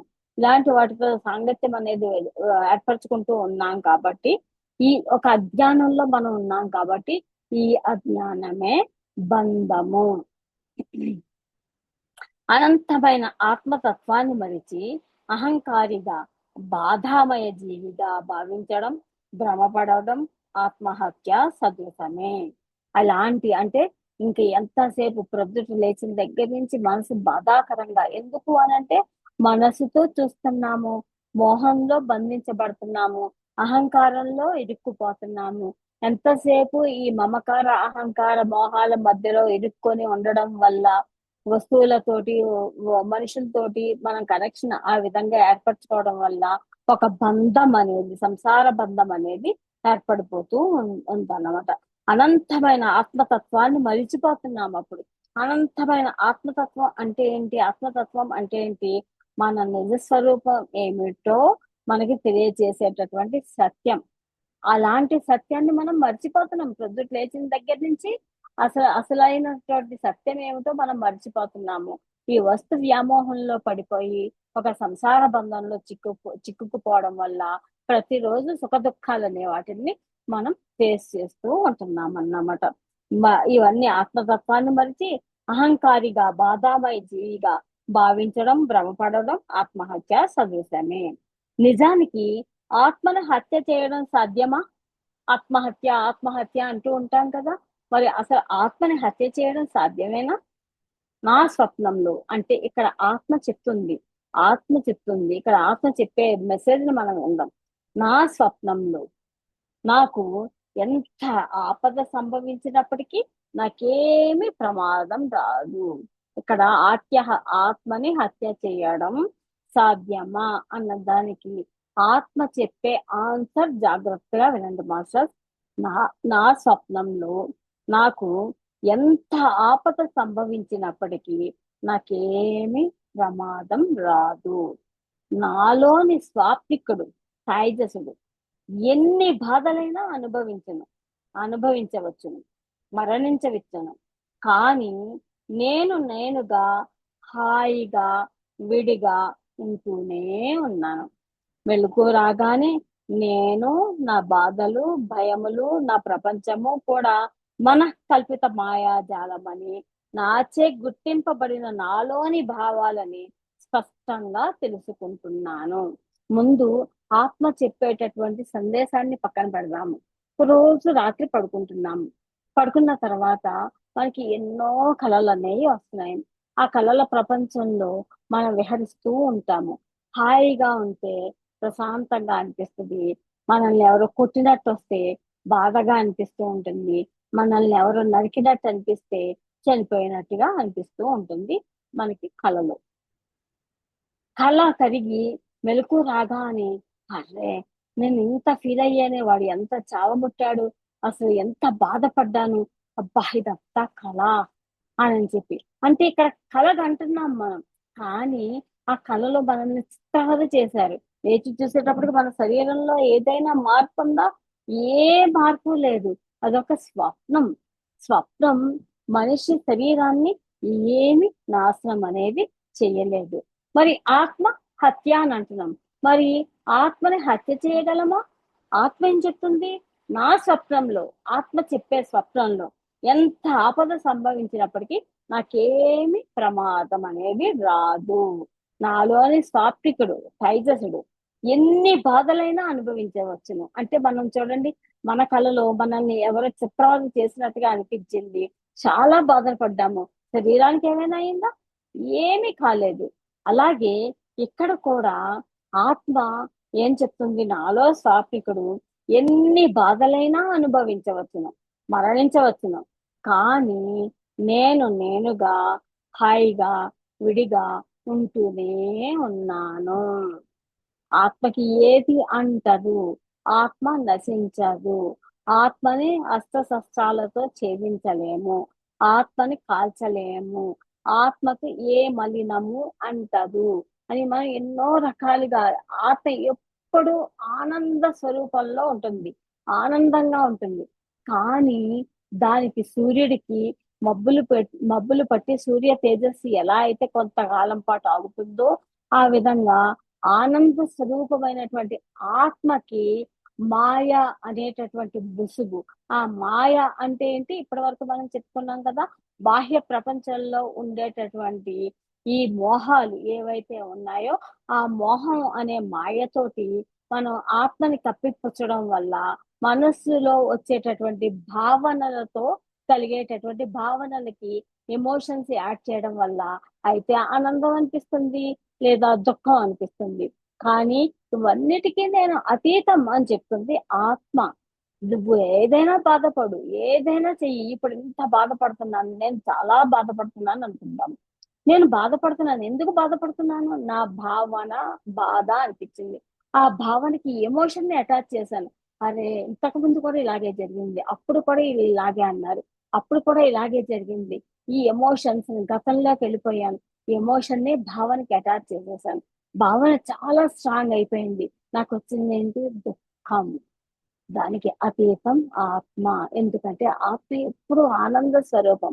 నువ్వు ఆత్మానందంలో మునిగిపోతే ఇవన్నీ మనకి నథింగ్ అనేది తెలియచేస్తుంది. నువ్వు ఏర్పరచుకున్నటువంటి ఆ బాధలు అవన్నీ కూడా నువ్వు ఏర్పరచుకున్నవే అని చెప్తుంది. చూడండి, మనం పడుకున్నాము, మనకి కళ వచ్చింది, మన కళలో మన శరీరం నాశనం అవ్వలేదు, మనల్ని ఎవరో కొట్టినట్టుగా అనిపించింది, మన శరీరం మీద ఎలాంటి వార్తలో పడలేదు, ఏమీ అవ్వలేదు. ఇది కూడా అంతే. మన మనం ఇప్పుడు జీవిస్తున్న జీవితం కూడా అంతే. అంతా నాటకం. నాటకీయంలో నాటకంలో పాత్రలు, ఆ పాత్రల్లో వచ్చేటటువంటి మనస్సులోంచి, ఆ పాత్రల వల్ల మనసులోంచి వచ్చిన భావనలు, ఆ భావనలకి మనం అటాచ్ చేసే ఎమోషన్స్, దాని ఫలితంగా సుఖ దుఃఖాలు. అంతే తప్ప నువ్వు ఇవన్నిటిని ఇదొక నాటకం. సినిమాకి వెళ్తాము, 3 3 hours మనం సినిమా చూస్తున్నాము. ఒకప్పుడు సినిమా చూస్తూ ఉంటే ఆ పాత్రలో లీనమైపోయి ఆ ఆ పాత్రధారులతో పాటుగా మనం కూడా ఏడ్చేటోళ్ళం. బయటకు వచ్చింది చచ్చా, ఇదేంటి ఇంత ఫులిష్ గా ఏడ్చాం అసలు. బయటకు నువ్వు ఏడ్చావు కదా, నువ్వు ఏడ్చావు నేను చూసాను, నువ్వే ఏడ్చావు నేను చూసానని ఒకరికొకరు కామెంట్ చేసుకొని బయటకు వచ్చాక అర్రరే చిచ్చి ఇంత ఫుల్స్ లాగా బిహేవ్ చేసాము, సినిమా థియేటర్ లో కూర్చొని వెక్కి వెక్కి ఏడ్చాము, ఇంత వెక్కి వెక్కి ఆడడానికి వెళ్ళాము అని ఒకప్పుడు బాల్యావస్థలో మనం అంటున్నాం. మరి ఇప్పుడు మనం ఏమన్నా మంచి ఉన్నతంగా ఉన్నాము? అదే బాల్యావస్థలో ఉన్నాము. శరీరానికి అయితే వయసు వచ్చింది కానీ మన మనస్సుకైతే రాలేదు. అదే విధమైనటువంటి రిఫ్లెక్షన్స్ లో ఇంకా నాటకాల్లో చిక్కుకొని భావనలను క్రియేట్ చేస్తూ, ఆ భావనలకి ఎమోషన్స్ వేస్తూ, ఆ సుఖ దుఃఖాలని కలుగజేస్తూ ఉంది. కానీ ఇక్కడ ఆత్మ ఏం చెప్తుంది? నువ్వెన్నైనా కలలు కాను, ఎన్ని నాటకాలైనా నువ్వు పార్టిసిపేట్ చేయి, ఎంతైనా బాధపడు, కానీ నేనుగా హాయిగా విడిగా ఉంటూనే ఉన్నాను. మెలకువ రాగానే నేను, నా బాధలు భయములు, నా ప్రపంచము కూడా మనఃకల్పిత మాయాజాలమని, నాచే గుర్తింపబడిన నాలోని భావాలని స్పష్టంగా తెలుసుకుంటున్నాను. ఎంత బాగుంది మాస్టర్స్, అర్థమైందో లేదో నాకు తెలియదు, కానీ ఎంత చక్కగా ఇచ్చారో. ఆత్మని హత్య చేయలేము. ఆత్మకు ఏ విధమైనటువంటి అస్త్రానికి గాని ఏదైనా శస్త్రానికి గాని ఆత్మని ఛేదించలేము, దేనితో ఖండించలేము, ఖడ్గంతో ఖండించలేము, దానిని నాశనం చేయలేము. ఎప్పుడైతే పరమాత్మ నుంచి విడివడినటువంటి ఆత్మ ఖనిజ సామ్రాజ్యం నుంచి ప్రయాణం చేస్తూ వచ్చిందో, మన అనుభవ పాఠాలకు సాక్షిభూతం మన ఆత్మ. అంత చక్కటి వజ్రాన్ని మన దగ్గర పెట్టుకొని బయట నాటకీయంగా జరిగేటటువంటి పాత్రలన్నిటి వల్ల మన మనస్సు కల్పించే భావనలకి ఎమోషన్స్ ని యాడ్ చేసి ఆత్మ నుంచి వచ్చేటటువంటి ఆత్మానందాన్ని అనుభవించకుండా, సూర్యుడి ముందు మబ్బులు ఏ విధంగా అయితే ఉన్నాయో ఆ విధంగా ఈ నాటకీయ పాత్రధారుల వల్ల, ఆ నాటకీయ భావనల వల్ల మనలో ఉండే ఆనందాన్ని మనమే నాశనం చేసుకుంటున్నాము. అయితే ఆత్మకి హత్య లేదు. కాబట్టి ఆచార్య శంకరుల వారు ఎంతో ప్రేమతో ఏది నిత్యమో ఏది భ్రమో మనకు తెలియచెప్పడానికి మనకి తెలిసిన భాషనే వాడుతున్నారు. ఎంత బాగుంది మాస్టర్స్ అసలు. అసలు మనం నిజంగా ఈ రోజు ఒక బాధపడుతున్నాము అని అంటే అది వాళ్ళ వల్ల రాలేదు మాస్టర్స్. అది మన మనసులో ఉండేటటువంటి ఒక అవుకుతనం. మన మనస్సులోంచి వాళ్ళు ఏదో బాధ పెట్టారు, మన మనసులో ఒక భావన వచ్చింది, అదే వాళ్ళందరూ బాధపడుతున్నారే అనే ఒక భావన వచ్చింది, దానికి ఎమోషన్ ని యాడ్ చేసాం, మనం బాధపడుతున్నాము. అది తప్పు. అదొక డ్రామా మాత్రమే. ఎందుకంటే నీ సహజ స్వరూపం ఎప్పుడూ ఆనంద స్వరూపం, ఆనందమయం, శాంతిమయం, దివ్యమైనటువంటిది, కాంతిమయం. నీవు ఒక కాంతిమయం. దాన్ని అన్నిటినీ కూడా ఈ నాటకీయ భావాలతోటి, ఈ నాటకీయ పరిణామాలని తోటి, ఇలాంటి ఆనందానుభూతులన్నిటిని కూడా మనం కప్పిపుచ్చేస్తున్నాం.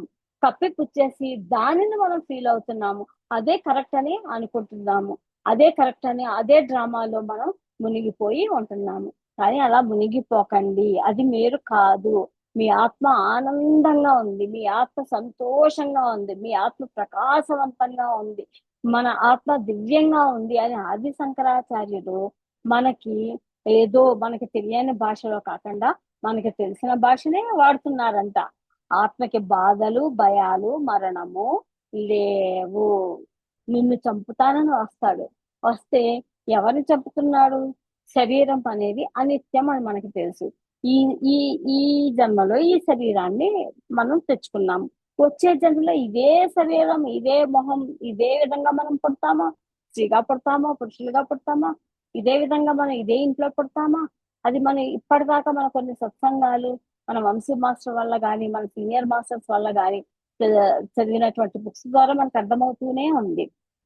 అలా ఆత్మకి ఎలాంటి భయాలు లేవు.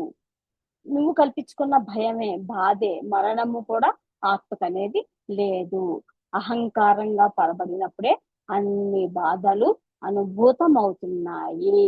అహంకారంగా పరబడినప్పుడే మనం అహంకారం గురించి చెప్తున్నాం కదా.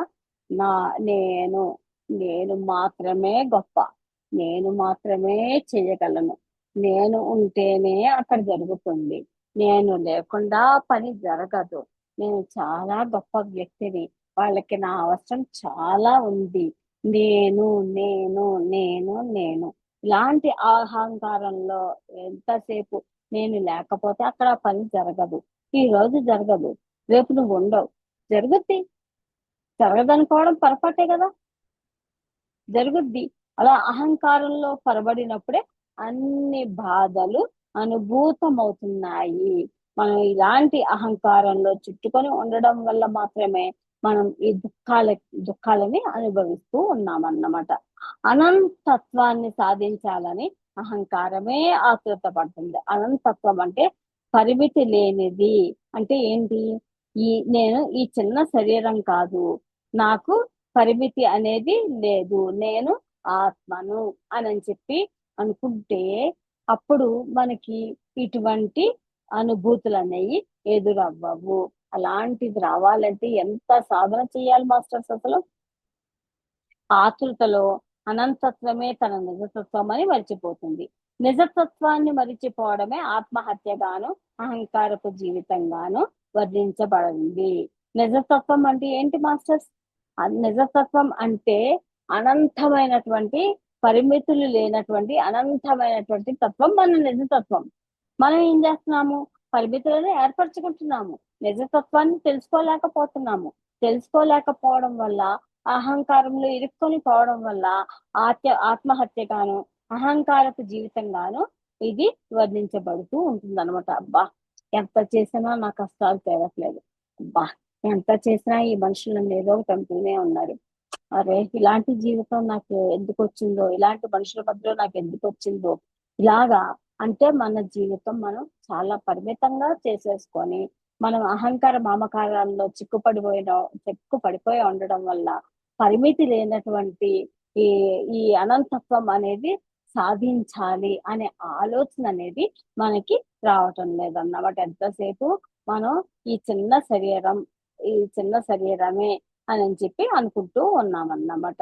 ఈ చిన్న శరీరం కాదు, నేను పరిమితులు లేనటువంటి ఆత్మని అనేటటువంటి ఎప్పుడైతే మనలో డైజెస్ట్ అవుతుందో, ఎప్పుడైతే దాన్ని మనం పూర్తిగా మనం ఇగ్గించుకుంటామో అప్పుడు మాత్రమే మనం నిజమైనటువంటి ఆనందాన్ని పొందగలుగుతూ ఉంటాము. చూడండి, మనం ధ్యానం చేస్తూ ఉంటాము. ఒక్కొక్కసారి ధ్యానంలో మనం నిజంగానే చాలా చక్కగా ఆనందాన్ని అనుభవిస్తూ ఉంటాము. ఎంతసేపు అనుభవిస్తాము? అబ్బా, ఎందుకు ఇంత ఆనందంగా ఉంది ఈ ధ్యానంలో అని చెప్పి అనుకుంటాం. అప్పుడు ఆ కష్టాలు ఏమి గుర్తురావు. ఎప్పుడైతే ఇవన్నిటినీ పక్కన పెడతామో ఆటోమేటిక్ గా నాటకంలో మళ్ళీ ఒక పాత్రధారులు అయిపోతూ ఉంటాము. ఎందుకంటే ఈ జీవితం అంతా మాయా మోహాలతో కప్పబడిపోయి ఉంది. అంతవరకే పరిమితం చేసేసుకుంటున్నాం. దాన్ని దాటగలిగేటంత సాధన కనుక మనం చేసినట్టయితే అలాంటి అనంతత్వాన్ని మనం తెలుసుకోవచ్చు. అలాంటి అసలైన స్వస్థితి, ఆనంద స్థితిని మనం చేరుకోగలుగుతూ ఉంటామన్నమాట. ఇది 4వ శ్లోకం యొక్క భావం మాస్టర్స్. ఇక 5వ శ్లోకం గురించి చెప్పుకుందాం మాస్టర్స్. 5వ శ్లోకం. ప్రకృతిలో ప్రతి ప్రాణి కూడా ఎన్నో వేల కోట్ల సంవత్సరాలు వేచి ఉంటేనే క్రమంగా అభివృద్ధి చెందగలుగుతుంది. చూడండి, రిపీటెడ్ గా చెప్తున్నారు. మనం చదువుకున్న బుక్ లో ఆత్మాయణమే ఇందులో కూడా తిరిగి తిరిగి చాలా చోట్ల వస్తూ ఉంది. ఇదేంటంటే, ఇంకా నువ్వు ఇంత చక్కటి అవకాశాన్ని తీసుకున్నావు, చక్కటి అవకాశంతో పుట్టావు. ఈ అవకాశాన్ని సద్వినియోగం చేసుకో, నువ్వెవరో తెలుసుకో, ఆత్మస్వరూపం ఏంటి, నీ జీవిత పరమార్థం ఏమిటో తెలుసుకో అని చెప్తుంది ఈ బుక్ మనకి. నేనెవరు, నా జీవిత పరమార్థం ఏమిటి, ఈ రెండే తెలియజేస్తుంది ఈ వివేక చూడమని. అయితే ఇక్కడ ఏం చెప్తున్నారంటే, 5వ శ్లోకం భావం ఏం చెప్తున్నారంటే, దుర్లభమైనటువంటి మానవ జీవితాన్ని అపురూప వరాలందగిన పుంసపు లక్షణాలను పొంది కూడా తన నిజతత్వాన్ని తెలుసుకోవడానికి కృషి సల్పని వాని కంటే మూఢులెవరు. మళ్ళీ అదే చెప్తున్నారు. ప్రకృతిలో ప్రతి ప్రాణి కూడా ఎన్నో వేల కోట్ల సంవత్సరాలు వేచి ఉంటేనే క్రమంగా అభివృద్ధి చెందగలుగుతుంది. ఖనిజ సామ్రాజ్యం తీసుకున్నాము, పెద్ద బండరాయి మన లైఫ్ టైమ్ లో ఒక పెద్ద బండను చూసాము, ఒక పెద్ద రాయిని చూసాము మన లైఫ్ టైమ్ లో. ఆ మళ్ళీ వెళితే ఎన్ని సంవత్సరాలు నువ్వు చిన్నప్పుడు చూడు, నువ్వు ఎదిగిన తర్వాత చూడు, ముసలయ్యాక చూడు, అదే బండరాయి అలాగే ఉంటుంది. ఆ బండరాయి శిథిలమయ్యి మట్టిగా మారాలంటే ఎన్ని వేల సంవత్సరాలు పట్టుద్ది మాస్టర్. అక్కడ నుంచి, ఆ బండరాయి నుంచి ఖనిజ సామ్రాజ్యం అంతా ఆ ఆత్మ ప్రయాణించి చివరికి ఎక్కడికి చేరుతుంది, ఈ వృక్ష సామ్రాజ్యంలోకి చేరుతుంది. ఆ వృక్ష సామ్రాజ్యంలో మొక్క మొలిచి మళ్ళీ ప్రతి మొక్క కింద పుట్టి ఎన్నో అనుభవాల్ని గడించుకుంటూ ఆ వృక్ష సామ్రాజ్యం అంతా వెళ్ళేటప్పటికి కొన్ని వేల సంవత్సరాలు పట్టుద్ది ఆత్మకి. మళ్ళీ ఆ ఆత్మ వృక్ష సామ్రాజ్యంలోంచి జంతు సామ్రాజ్యంలోకి వచ్చేటప్పటికి ఆ జంతు సామ్రాజ్యంలో ఒక ఏకకణ జీవి నుంచి బహుకణ జీవి దాకా ఆ ఆత్మ ఆ జన్మల్ని తీసుకుంటూనే ఉంటుంది. ఒక ఏకకణ జీవి నుంచి బహుకణ జీవిగా శరీర చుపాలు కింద రావాలంటే ఎన్నో వేల సంవత్సరాలు, లక్షల సంవత్సరాల టైం పడుతుంది. ఆ జంతు సామ్రాజ్యం నుంచి మానవ సామ్రాజ్యంలోకి రావడానికి. అంటే ప్రకృతిలో ప్రతి ప్రాణి కూడా ఎన్నో వేల కోట్లు, మనం ఇప్పటిదాకా వందలు లక్షలని వేలని చెప్పుకుంటున్నాము, వేలు లక్షలే చెప్పుకున్నాము. ఇక్కడ ఏం చెప్తున్నారు, ప్రతి ప్రాణి కూడా ఎన్నో వేల కోట్ల సంవత్సరాలు వేచి ఉంటేనే క్రమంగా అభివృద్ధి చెందగలుగుతుంది. చూడండి, ఈ స్టేజ్, ఈ జన్మ ఈ రోజు తీసుకున్నాము అని అంటే, ఈ జన్మ, ఈ వరాలు, ఇప్పటిదాకా ఆది శంకరాచార్యుల వారు చెప్పినటువంటి వరాలు, అలాంటి మనిషి జన్మ రావడానికి ఎన్నో వేల కోట్ల సంవత్సరాలు పట్టింది. ఆ వేల కోట్ల సంవత్సరాలు ఎదురు చూపు అనేది ఎంత భయంకరంగా ఉంటుంది. కానీ దాని యొక్క విలువ ఇప్పుడు మనం తెలుసుకోలేకపోతున్నాం. చూడండి, మనం ఈ జన్మ ఎత్తడానికి మన మాస్టర్ చెప్పారు, మనం అనుకున్న అమ్మ నాన్న కడుపులో పుట్టాలంటే ఆత్మలు సినిమా టికెట్ల కోసం మనుషులు ఎలా అయితే క్యూలో నిలబడి సినిమా టికెట్ తీసుకుంటారో, అలాగా మనం చనిపోయిన తర్వాత కూడా మన ఆత్మలు క్యూలో నిలబడతాయంట. తన టర్న్ రావడానికి, తన టర్న్ వచ్చేంత వరకు క్యూలో నిలబడి ఉంటాయంట. అదే అమ్మ, అదే తండ్రి కడుపులో పుట్టడానికి క్యూలో ఎన్నో అది టైం పీరియడ్ అనేది చెప్పలేము. అది కొన్ని సంవత్సరాలే పట్టచ్చు, వేల సంవత్సరాలు పట్టచ్చు, లక్షల సంవత్సరాలు పట్టచ్చు. ఆ ఆ విధంగా మానవ జన్మ తీసుకోవడానికి క్యూలో నిలబడి ఈ జన్మ కోసం వేచి చూస్తూ ఉంటుందంట. చూడండి, సినిమాలో టికెట్ కోసం మనకి ఇష్టమైన సినిమా చూడడానికి వెళ్ళినప్పుడు సినిమా టికెట్, అఫ్ కోర్స్ ఇప్పుడు అంటే ఆన్లైన్ వచ్చేసినాయి అనుకోండి, ఒకప్పుడు సినిమా టికెట్ కోసం క్యూలో నిలబడితేనే సినిమా టికెట్, ఇప్పుడు ఆన్లైన్ అనేది అప్పట్లో లేదు. అలాగా నిలబడి ఆఖరికి మనకి ఇష్టమైన సినిమాకి టికెట్ దొరికితే అబ్బో మామూలు ఆనందం అనిపించేది కాదు. ఎగిరి గద్దేసి ఆ టికెట్ తీసుకొని పరుగున వెళ్ళిపోయి సినిమా థియేటర్ లోకి వెళ్ళిపోయి హాల్లో కూర్చొని కొద్దిసేపు ఎంజాయ్ చేసి ఆ తర్వాత సినిమా ఎంజాయ్ చేసి బయటకు వచ్చేవాళ్ళు. నాకైతే ఆ ఎక్స్పీరియన్స్ ఉంది. అలాగే సేమ్ అదే విధంగా ఆ ఏదైతే జన్మ తీసుకోవాలనుకుంటున్నామో ఆ జన్మ కోసం మన ఆత్మ ఎంతో వెయిటింగ్, అలా సినిమా టికెట్ క్యూలో నిలబడినట్టుగా అలా క్యూలో నిలబడి కొన్ని వేల సంవత్సరాలు టైం పట్టచ్చంట. అలా పట్టిన తర్వాత అప్పుడు మనకి జన్మ ఎంతో అపురూపమైనటువంటి జన్మ అనేది వస్తుందంట. కానీ చూసారా, ఎంతో కాళ్ళు నొప్పులు పుట్టేలాగా, అంటే అక్కడ సినిమా టికెట్ కాళ్ళు నొప్పులు పుట్టినాయి, కానీ ఇక్కడ ఆత్మ ఎంతో ఎదురు చూపులు చూసి చూసి చూసి చూసి చూసి జన్మ తీసుకుంది. తీసుకున్న తర్వాత మనకి లోపల నుంచి మన ఆత్మ మనకి ఎప్పుడు చెప్తూనే ఉంటుంది, ఇది కాదు, ఇది కరెక్ట్ కాదు, ఇది ఇలా చెయ్యి, ఇలా చేస్తే ఇలా ఉంటుంది, ఇంకా ఆనందాన్ని పొందుతావు అని చెప్పి అంటుంది. వెంటనే మనస్సు, హే ఇది వద్దు, ఇలా వద్దు, ఇప్పటికిప్పుడు నీకు ఇన్స్టెంట్ అయిన సంతోషం, ఇలా వద్దు, ఇది వదిలే, పర్వాలేదు, ఇలా చెయ్యి అని ఒక రాంగ్ డైరెక్షన్ ఇస్తూ ఉంటుంది. ఇట్లా మనకి ఆత్మ ఎప్పటికప్పుడు అవేర్నెస్ ఇస్తూనే ఉంటుంది. కానీ మన మనస్సు ఏం చేస్తుంది, ఆత్మ చెప్పే దానిని పెడచెవిని పెడుతూ ఉంటాం మనం. అప్పుడు పెడచెవిన పెట్టి మనసు చెప్పేటటువంటి టెంపరరీ, మనం అది డెఫినెట్ గా ఐడెంటిఫై చేసుకోగలుగుతాం మాస్టర్స్. మనకి లోపల నుంచి వచ్చేటటువంటి సరైన గైడెన్స్ ఏంటి, అప్పటికప్పుడు టెంపరరీగా వచ్చేటటువంటి గైడెన్స్ ఏంటి, ఏది కరెక్ట్ అనేది మనకి వివేకం పనిచేస్తూనే ఉంటుంది. కానీ మనసు పెట్టే ఆతృత బలాన్న ఉద్రేకం, ఆవేశం వచ్చి తప్పటడుగు అనేది వేస్తూ ఉంటామన్నమాట. అలాంటి అంత అపురూపమైనటువంటి ఈ మనిషి జన్మ, మనం ఎన్నో వేల సంవత్సరాలు, లక్షల సంవత్సరాలు చూసిన ఆ మనిషి జన్మ రానే వచ్చింది. అంటే దానికి ఎన్నో వేల కోట్ల సంవత్సరాలు వేచి ఉంటేనే క్రమంగా అభివృద్ధి అనేది చెందగలుగుతుంది. ప్రకృతి సిద్ధమైన ఈ అనంత కాలపు మార్పులలో వ్యక్తి ప్రయత్నం ఏమీ ఉండదు. అసలు చూడండి, ప్రకృతి సిద్ధమైనటువంటి సహజ సిద్ధంగా ఈ అనంత కాలపు మార్పులలో ఈ మార్పు అనేది ఈ రోజు రేపట్లో వచ్చేసేది కాదు. అది చాలా లాంగ్ ప్రాసెస్ అన్నమాట.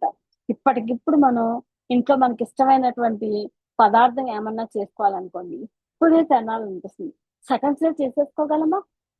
దానికి కూడా ఒక ప్రాసెస్ అనేది ఉంటుంది కదా, దానికి కూడా ఒక టైం పీరియడ్ అనేది ఉంటుంది కదా, అంటే చేసుకునే వస్తువుని బట్టి మనకు ఒక టైం పీరియడ్ అనేది ఉంటుంది కదా. అలాగే ప్రకృతి సిద్ధమైనటువంటి ఈ అనంత కాలపు మార్పులలో వ్యక్తి ప్రయత్నం ఏమీ ఉండదు. నేను వెంటనే పుట్టాలి అనే లంచం ఇది తీసుకొని నన్ను తొందరగా భూమి మీదకి పంపించవా, అటువంటి ఏమీ ఉండవు. వ్యక్తి ప్రయత్నం ఏమీ ఉండదు. అది సహజ సిద్ధంగా అది అలా జరుగుతూ ఉంటుంది. ప్రకృతే తన పనిని తాను చేసుకుంటూ క్షణము సర్వాన్ని మార్పు చెందిస్తూ ఉంటుంది. ఇక్కడ వ్యక్తి ప్రయత్నం అంటూ ఏమీ లేదు. మన ప్రయత్నం, మనం ఒక అద్భుతమైన అపురూపమైనటువంటి జన్మని తీసుకొని వచ్చాము. ఇక్కడ దేనికోసం వచ్చాము, దానిని మనం సఫలీకృతం చేయాలి. అంతే తప్పించి మనం రాంగ్ డైరెక్షన్ లో వెళ్ళామంటే ఇలాంటి అవకాశం మళ్ళీ మనకి రావచ్చు, రాకపోవచ్చు. కానీ అరే రాలేదని చెప్పి ముసలైపోయాక, అర్రే నేను ముసలిదాన్ని అయిపోయాను, నేను ఇంత చేయాలనుకొని వచ్చాను, ఇంత చేయలేకపోతున్నాను, అది చేయాలని మళ్ళీ మనం యవ్వనంలోకి వెళ్ళగలుగుతామా? వెళ్ళలేం కదా. అదే విధంగా ప్రకృతే తన పని తాను చేసుకుంటే క్షణము సర్వాన్ని మార్పు చెందిస్తూ ఉంటుంది. ప్రకృతి సిద్ధంగా మనలో కూడా పుట్టిన దగ్గర నుంచి, బాల్యం నుంచి, శైశవం నుంచి, బాల్యం నుంచి, యవ్వనం నుంచి, మనం ప్రౌఢం నుంచి వార్ధక్యం వరకు అది సహజ సిద్ధంగా ప్రకృతితో పాటు మనలో కూడా మార్పులు అనేవి సహజ సిద్ధంగా వస్తూ ఉంటాయి అన్నమాట. ఒక రాయి మట్టిగా మారడానికి ఎన్నో పరిణామాలు చెందాలి. ఒక రాయి మట్టిగా మారాలంటే ఇమ్మీడియట్ గా మారగలుగుతా? ఎలా మారుతుంది రాయి మట్టిగా, ఎలా మారుతుంది అని అంటే, ఎండకి ఎండుతుంది, వర్షానికి తడుస్తుంది, గాలికి దాని నుంచి చిన్న చిన్న ధూళి కింద వచ్చిన దాన్ని అది తోడుకొని పోతుంది. అంటే అలా అలా ఎండి తడిచి ఎన్నో ఎన్నో ఎన్నో మార్పులు నెమ్మదిగా ఎన్నో పరిణామాలు చెందుతూ ఉండాలి. పెద్ద రాయి ఎండకెండి వర్షానికి తడిచి చిన్న ధూళి వచ్చినప్పుడు గాలికి అది పోతుంది. ఆ రాయి, పెద్ద రాయి కొంచెం అరగచ్చు, వీటి తాకిడి వల్ల కొంచెం అరగచ్చు. అలా నెమ్మదిగా ఎన్నో పరిణామాలు చెందాలి. ఎంతో కాలం ఇది ఎలాగా ఒక రాయి మట్టిగా మారాలంటే ఎంతో కాలం పడుతుంది అన్నమాట. మీరు అది ఇమాజినేషన్ చేసుకుంటూ మీరు వినండి మాస్టర్స్. ఒక పెద్ద రాయి ఉంది, ఆ రాయి మట్టిగా ఈ రోజు చూసాం, పెద్ద బండరాయింది, అప్పటికి మట్టిగా అయిపోద్దా? అవ్వదు. అది మారాలంటే ఎన్నో పరిణామాలు చెందాలి. దానికి ఎంతో కాలం టైం కూడా పడుతుందన్నమాట. ఈ మట్టిలో బీజం అంకురించి వృక్ష సంతతి జీవిస్తుంది. అలాంటి మట్టిగా మారిన తర్వాత ఆ మట్టిలో చిన్న విత్తనం అంకురించి వృక్ష సంతతి జనిస్తుంది. ఇక్కడ ఈ నెమ్మదిగా నెమ్మదిగా ఈ రాయి కాస్త మనకి ఏమవుతుంది, వృక్ష సామ్రాజ్యంలోకి వెళ్తుందని చెప్పుకున్నాం కదా ఆత్మ. అలా వృక్ష సంతతి జనిస్తుంది. ఈ చెట్టు పెరిగి ఫలవంతం అవ్వాలి. ఫలాలు ఆహారంగా జీవంగా మారి క్రమంగా చివరికి మానవ శరీర నిర్మాణానికి దోహదం చేస్తాయి. మనం ఇప్పుడు చదువుకున్నట్టుగా ఈ 3 లైన్లు ఇప్పుడు చదువుకున్నంత స్పీడ్ గా, ఇప్పుడు చదువుకున్నంత 1 సెకండ్ 2 సెకండ్ల టైంలోనో జరిగేటటువంటి పరిణామం కాదు. చూడండి, ఇప్పుడైనా కానీ చూడండి, ఎప్పుడో మన ఫాదర్ లేకపోతే మన ఫోర్ ఫాదర్స్ నాటినటువంటి పెద్ద పెద్ద వృక్షాలు ఉంటాయి. వాళ్ళు నాటి వెళ్ళారు. దాని ఫలాలు కొన్ని జనరేషన్స్ దాని ఫలాల్ని తింటూనే ఉంటారు. అంటే చూడండి, నాటిన వాళ్ళు లేరు, కానీ దాన్ని తింటున్న వాళ్ళు జనరేషన్స్ మారిపోతూ ఉన్నారు. ఒక్క చెట్టునే మనం ఇలా చూస్తున్నామే, మరి ఒక రాయి, ఒక పెద్ద బండరాయి ఎప్పటికి ధూళిగా మారాలి, ఆ ధూళి నుంచి ఎప్పటికి వృక్షాల కింద మారాలి, ఆ వృక్షం నుంచి వచ్చినటువంటి కాయని ఎప్పటికి ఈ ఈ మనిషి సామ్రాజ్యంలోకి రావాలి, అంటే మనిషి సామ్రాజ్యం రావాలి. అంటే ఇవన్నీ కూడా కాలక్రమేణా పరిణామం చెందుతూ చెందుతూ చెందుతూ చివరికి మానవ శరీర నిర్మాణానికి దోహదం చేయడం అనేది జరుగుతుంది అన్నమాట. అయితే స్త్రీ పురుషులలో అసంఖ్యాకమైన అండాలు వీర్యకణాలు ఉత్పత్తి అయినప్పటికీ అతి స్వల్ప సంఖ్యలో మాత్రమే సక్రమంగా కలయిక కలిగి మానవ జన్మకు అంకురం జరుగుతుంది. మన మాస్టర్ చెప్పారు కదా, పురుషుడి నుంచి ఎన్నో వీర్యకణాలు, ప్రతి వీర్యకణానికి కూడా ఒక మనిషి జన్మ ఎత్తేటంత కెపాసిటీ ఉంది. ప్రతి అండానికి కూడా ఒక మనిషి జన్మని తీసుకురా వచ్చేటంత కెపాసిటీ అనేది ఉంది. అయితే ఈ ఈ వీర్య కణాలు, ఈ అండము, ఇవన్నీ కూడా ఎన్నో వీర్య కణాలు ఉత్పత్తి అయినప్పటికీ అతి స్వల్ప సంఖ్యలో మాత్రమే సక్రమంగా కలిగి మానవ జన్మకు అంకురం జరుగుతుంది. ఎన్నో వేల శుక్ర కణాలు విడుదలవుతాయి. విడుదలైన అన్ని శుక్ర కణాల నుంచి అందరూ పిల్లలు పుడుతున్నారా? లేదు. ఏదో ఒక్క శుక్ర కణం మాత్రమే అండాన్ని చేరడం అనేది జరుగుతుంది. అది ప్రతిసారి జరుగుతుందా? ఒక్కొక్కసారి జరగచ్చు, ఒక్కొక్కసారి జరగకపోవచ్చు. సో అలా అండంతో కలయిక కలిగి మానవ జన్మకు అంకురం జరుగుతుంది. అందుకే కదా మనం పుట్టిన దగ్గర నుంచి కూడా మనకి అన్ని ఎలిజిబిలిటీస్ ఉన్నాయి. అంటే అన్ని ఛాలెంజెస్ ఫేస్ చేయగలిగేటటువంటి దమ్ము ధైర్యం మన దగ్గర ఉంది అని మన మాస్టర్ చెప్తారు. ఎందుకు అంటే మనం ఈ రోజు ఈ జన్మ తీసుకున్నాము అని అంటే తల్లి దగ్గర నుంచి ఒక్క అండమే రావచ్చు, కానీ తండ్రి దగ్గర నుంచి ఎన్నో వేల శుక్ర కణాలు అనేవి విడుదలవుతాయి. అన్ని వేల శుక్ర కణాల కన్నా ముందుగా ఏదైతే ఈదుకుంటూ అండం దగ్గరికి ఈదుకుంటూ రన్నింగ్ రేస్ లో ఎవరైతే ఫస్ట్ పరిగెడతారో అలా ఏదో ఒక్క శుక్ర కణం మాత్రమే అండాన్ని చేరుద్ది. అంటే కొన్ని వేల శుక్ర కణాలని ఓడించుకుంటూ ముందుకి వచ్చి అండంతో కలయిక అనేది జరిగింది. కాబట్టి మనం ఈ జన్మ అనేది తీసుకోవడం జరిగింది. కాబట్టి మనం ఈ జన్మ తీసుకున్నాము అంటే పుట్టకతోటే మనలో ఛాలెంజెస్ ని ఫేస్ చేయగలిగేటటువంటి ధైర్యం మనలో ఉంది అని మన మాస్టర్ పదే పదే చెప్తున్నారు. అదే పదం మనం ఇక్కడ మళ్ళీ అదే మాటని మనం ఇక్కడ వినడం జరుగుతుంది. మానవ జన్మకు అంకురం జరుగుతుంది. ఈ విధంగా అనంత కాలవాహినిలో అనేక పరిణామాలలో మానవ జన్మ లభించడమే ఎంతో అరుదు. ఎంత బాగా చెప్పారు మాస్టర్. చూడండి, రాయి నుంచి, మొక్కల దగ్గర నుంచి, అంటే ఈ వృక్ష సామ్రాజ్యం నుంచి, జంతు సామ్రాజ్యం నుంచి మనిషి సామ్రాజ్యంలోకి వచ్చినప్పటికీ కూడా మనం పుడతామన్న గ్యారెంటీ లేదు. ఎందుకు అని అంటే ఎన్నో వేల శుక్ర కణాలను దాటుకుంటూ రావాలి. అందుకని అక్కడ వేచి చూస్తున్న ఆత్మలకి ఇక్కడ జన్మ లభించవచ్చు, లభించకపోవచ్చు. అయినప్పటికీ కూడా అలా ఎప్పుడూ అనంత కాలవాహినిలో, అనంతం అంటే ఒక పరిమితి అనేది లేదు, దానికి ఒక టైం పీరియడ్ అనేది లేదు. అలాంటి కాలవాహినిలో అనేక పరిణామాలలో మానవ జన్మ లభించడమే ఎంతో అరుదు. అంటే చూడండి మాస్టర్, ఈ రోజు ఇక్కడ మనం అందరం కూర్చొని ఉన్నాము. ఇలాంటి ఇలాంటి పరిస్థితుల్లో ఉన్నాము. ఇలాంటి మెచ్యూరిటీ తోటి మన పరిణతి ఎంతవరకు ఉందో ఎవరికి వాళ్ళకే తెలుసు. ఇలాంటి మానవ జన్మ లభించడం అనేది ఎంతో అరుదు. ఇప్పుడు మనం ఇలా ఉన్నాము అంటే మనం మామూలు వ్యక్తులం కాదు, మనం మామూలు మనుషులం కూడా కాదు. మనం ఎంతో కాంపిటీషన్ తోటి ఎన్నో కొన్ని లక్షల వేల కోట్ల సంవత్సరాల నుంచి ఈ జన్మ రావడానికి ఎంతో కష్టపడి ఈ జన్మని మనం తెచ్చుకోవడం జరిగింది. ఇంత చక్కటి జన్మని తెచ్చుకోవడం జరిగింది. ఇలాంటి జన్మ రావడం అనేది చాలా అరుదు. ఇంత అరుదుగా లభించిన ఈ జీవితాన్ని మనం ఏ విధంగా ఉపయోగిస్తున్నాం ఆలోచించుకోండి ఒక్కసారి. ఇంత చక్కటి మనిషి జన్మ మనకు వచ్చింది, మరి ఇలాంటి చక్కటి జీవితాన్ని ఇప్పుడు మనం ఏ విధంగా ఉపయోగించుకుంటున్నాం? కక్షలో కార్పణ్యాలకి ఉపయోగిస్తున్నామా? ముక్తి కోసం పరితపిస్తున్నామా? ప్రాణికోటి మొత్తంలో ఒక్క మనిషికి మాత్రమే స్వతంత్రంగా ఆలోచించగలిగే శక్తి ఉంది.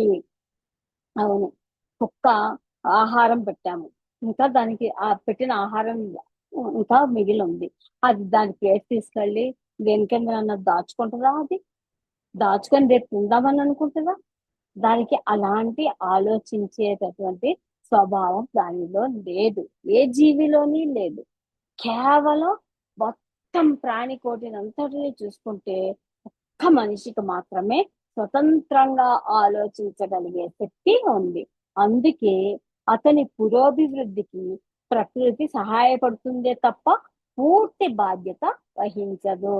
మనకి ఫ్రీ విల్ జోన్ ఉంది, ఏ పనైనా మనం చేయొచ్చు.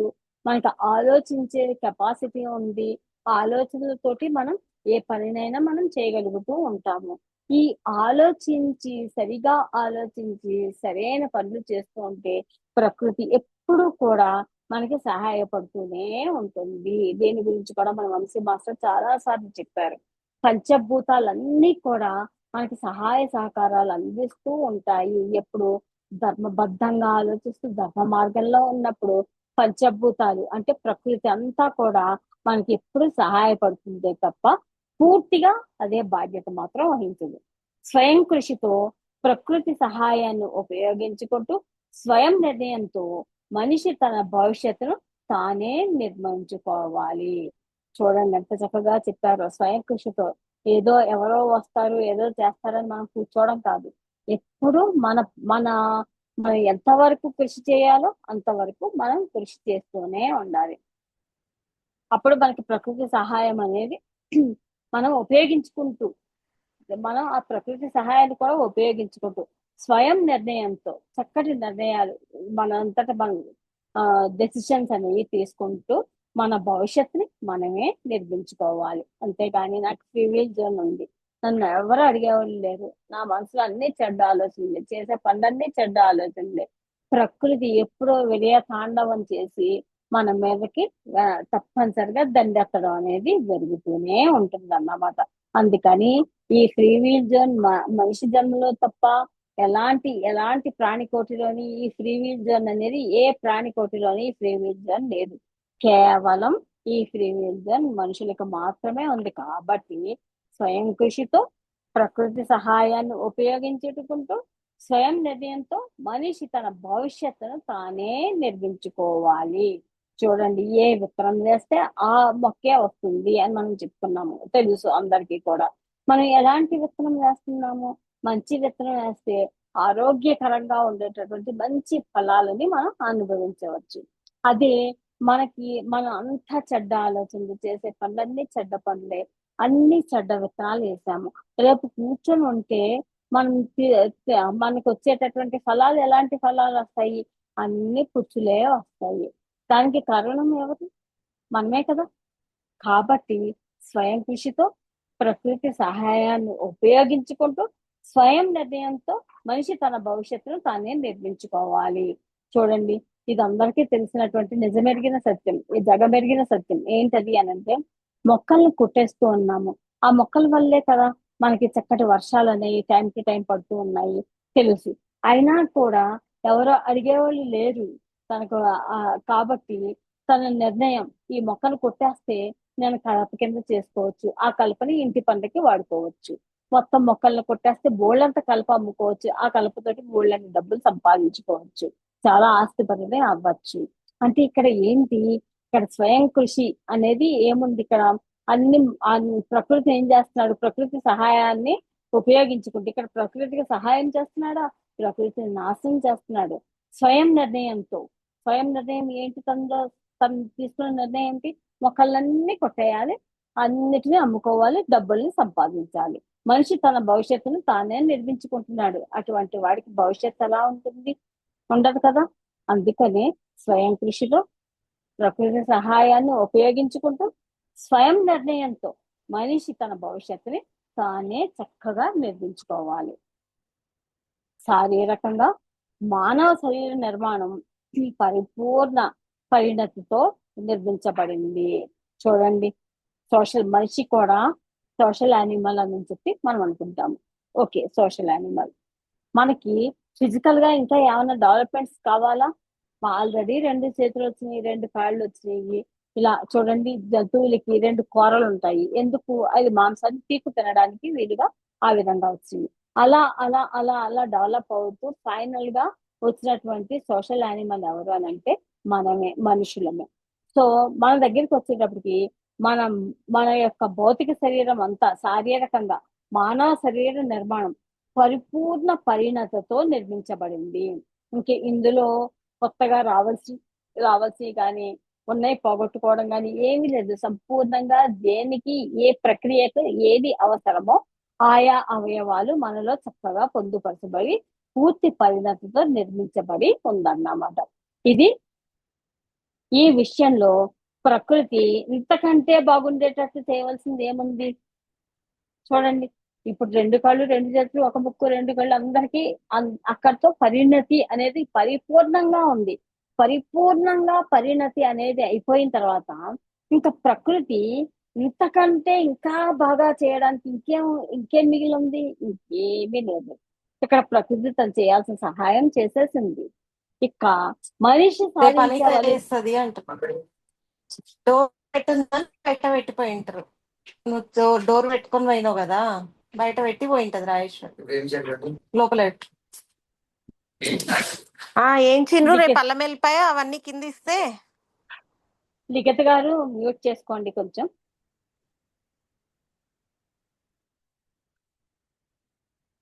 ఈ విషయంలో ప్రకృతి ఇంతకంటే బాగుండేటట్లుగా చేయవలసినది ఏమీ లేదు. భౌతికంగా అన్ని రకాలుగా పరిణతి చెందినటువంటి మానవ శరీర నిర్మాణం అనేది వచ్చేసింది. ఇంకా భౌతికంగా ప్రకృతి చేయవలసింది ఏమీ లేదు. మరి ఇంకేముంది, ఇక మనిషి సాధించవలసిన పరిపక్వత అంతా అతని మనోబుద్ధుల విషయంలోనే ఉంది.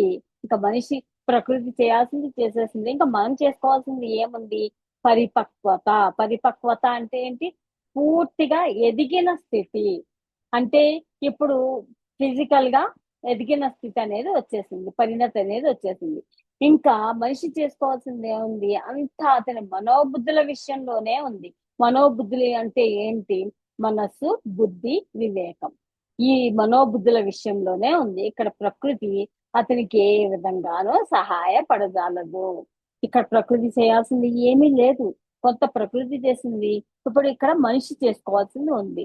ఏంటి మన మనోబుద్ధులు, అదే చెప్పుకున్నాం కదా, షట్క సంపత్తి, 6 అంతర్గణాల సంపద అనేది మనం పరిణతి చెందాలి, పూర్తిగా ఎదగాలి. అంటే పూర్తిగా పరిణతి చెందాలి అంటే మనస్సుకి మనలో ఉండే కోరికలకి కారణం మనస్సు. సమము, దమము, ఉపరతి అని ఇవన్నీ మనం షట్క సంపత్తిలో చెప్పుకున్నాము. సమము, దమము, మనో నిగ్రహము, ఇంద్రియ నిగ్రహము, ఉపరతి, ఇవన్నిటిని అంతర్గతంగా మనం ప్రయాణింప చేయాలంటే చూడండి, ధ్యానం చేసేటప్పుడు బాహ్యంగా ఉన్న వాటిని అన్నిటి మీద కాన్సన్ట్రేట్ చేయకుండా అంతరంగ ప్రయాణం చేద్దాము అని అనుకుంటాము. అంటే మన ఈ జ్ఞానేంద్రియాలని బాహ్యంగా ఫోకస్ చెయ్యొద్దు. బాహ్యంగా ఫోకస్ చేయకుండా నేనెవరు, నా యొక్క జీవిత పరమార్థం ఏమిటి అనే వాటి మీద కాన్సన్ట్రేట్ చేసి ఆ దిశగా గనక మనం సాధన చేసుకున్నట్లయితే మన మనస్సులో ఉండేటటువంటి కొన్ని అల్లకల్లోలాలు, అంటే కొన్ని అరిషడ్ వర్గాలని, బుద్ధిని అన్నిటినీ కూడా మనం ఎంతో చక్కగా పరిణతి చెందించడం వల్ల వివేకం అనేది ఏర్పడుతూ ఉంటుందన్నమాట. ఇక్కడ ప్రకృతి మాత్రం అతనికి ఏ విధంగానూ సహాయపడగలదు. ఇక్కడ ప్రకృతి చేయగలిగేది ఏమీ లేదు. ఇక్కడికి వచ్చేటప్పటికి ఏది నాలో చెడ్డ గుణం, ఏది నాలో మంచి గుణం, చెడ్డ గుణం వల్ల కలిగేటటువంటి అనర్థాలు ఏంటి, మంచి గుణం వల్ల వచ్చేటటువంటి ఫలితం ఏమిటి అనేది, అలాంటి వివేకం అనేది మనలో వస్తుంది. వచ్చినప్పుడు చెడ్డ గుణం వల్ల వచ్చే అనర్థం మళ్ళీ రాకూడదు అనుకొని మనం ఆ గుణాన్ని గనక మనం తొలగించుకొని ఒక మంచి గుణాన్ని గనక మనం డెవలప్ చేసుకుంటే, ఒక మంచి గుణానికి ఇంకొక మంచి గుణం, ఇంకొక మంచి గుణానికి ఇంకొక మంచి గుణం, ఈ విధంగా ఎప్పుడైతే మన అంతర్గుణ సంపద అనేది పెరుగుతూ ఉంటుందో అప్పుడు వివేక విచక్షణ అనేది మనలో ఏర్పడడం జరుగుతుంది. ఎప్పుడు వివేకం విచక్షణ అనేది మనలో అభివృద్ధి చెందుతుందో అప్పుడు ఏది సత్యం, ఏది అసత్యం అనేది మనం గమనించగలుగుతాము. ఏది నిత్యం, ఏది అనిత్యం అనేది తెలుసుకోగలుగుతాము. అప్పుడు బాహ్యంగా జరిగేటటువంటి ఏ డ్రామాస్ లోని, ఏ నాటకీయ పరిణామాలలో కూడా మనం ఎక్కువగా ఇరుక్కోమన్నమాట.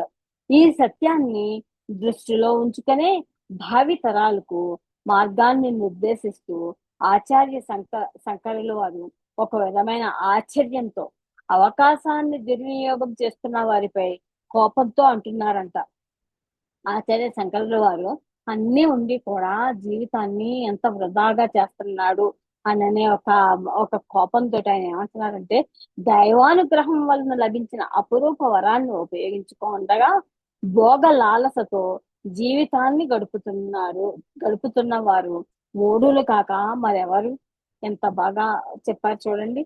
ఇవన్నీ తెలిసిన తర్వాత ఆచార్య శంకరాచార్యులు వారు ఒక విధమైన ఆశ్చర్యంతో, చక్కటి అవకాశాన్ని నీకు వచ్చింది కదా, ఇంత చక్కటి మనిషి జన్మ అనేది నీకు వచ్చింది కదా, ఎన్నో వేల కోట్ల సంవత్సరాలు ఎదురు చూస్తే నీకు మనిషి జన్మ వచ్చింది కదా, ఇలాంటి అవకాశాన్ని దుర్వినియోగం ఎవరైతే దుర్వినియోగం చేస్తున్నారో వారిపై కోపంతో ఆచార్య శంకరులు వారు ఏమంటున్నారంటే, దైవానుగ్రహం వల్ల, మనం దైవానుగ్రహం అంటే ఏంటో మనం చెప్పుకున్నాము. ఈ రోజు ఈ జన్మకి కారణం మనమే.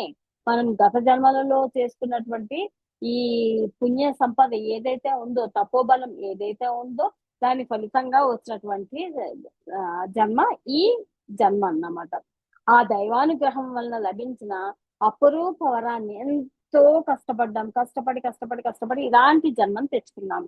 అది మనమే తెచ్చుకున్నాము అనే అవేర్నెస్ కూడా మనకి లేదు. లేకుండా ఎంత చక్కటి వరాన్ని ఉపయోగించుకోకుండా ఇలాంటి చక్కటి మనిషి జీవితాన్ని, మనం ఇలాంటి జీవితం కావాలని ఎంతో కష్టపడి తెచ్చుకున్నాం కదా, తెచ్చుకున్నటువంటి ఈ వరాన్ని ఉపయోగించుకోకుండా భోగ లాలసతో జీవితాన్ని గడుపుతున్న వారు మూఢులు కాక మరెవరు. మూఢులు అంటే ఎవరు? నిజాన్ని తెలుసుకోకుండా భ్రమలో జీవించేవారు. ఎంతసేపు ఒక సినిమా పెడితే ఆనందం, ఒక సీరియల్ చూస్తే ఆనందం, ఒక వస్తువు మనం కొనుక్కుంటే ఆనందం, ఒక మనిషి మన దగ్గర ఉంటే ఆనందం, అంటే ఇలాంటి వాటిల్లో ఇరుక్కుపోయి మనం ఉన్నామే తప్పించి వాటి నుంచి బయట పడలేకపోతున్నాం అన్నమాట. ఈ నిజాన్ని తెలుసుకోకుండా ఎప్పుడూ ఏదో భ్రమలో ఇలా జీవించేవారు మూఢులు కాక మరెవరు అని ఆది శంకరాచార్య వారు అంటున్నారు అన్నమాట. ఇది మాస్టర్స్ 5వ శ్లోకం వరకు చెప్పాను నేను. ఇంకా 6-7 శ్లోకాలు రేపు చెప్తాను మాస్టర్స్. ఇంతవరకు చెప్పింది మీకు అర్థమై ఉంటుంది అనుకుంటున్నాను. అలాగే నాకు ఇంత చక్కటి అవకాశం ఇచ్చిన గీతా రజనీ మేడంకి, ఇక్కడ జూమ్ సెషన్ లో ఉన్న ప్రతి ఒక్క ఆత్మబంధువుకి ఆత్మ ప్రణామాలు masters. Thank you very much masters. Thank you.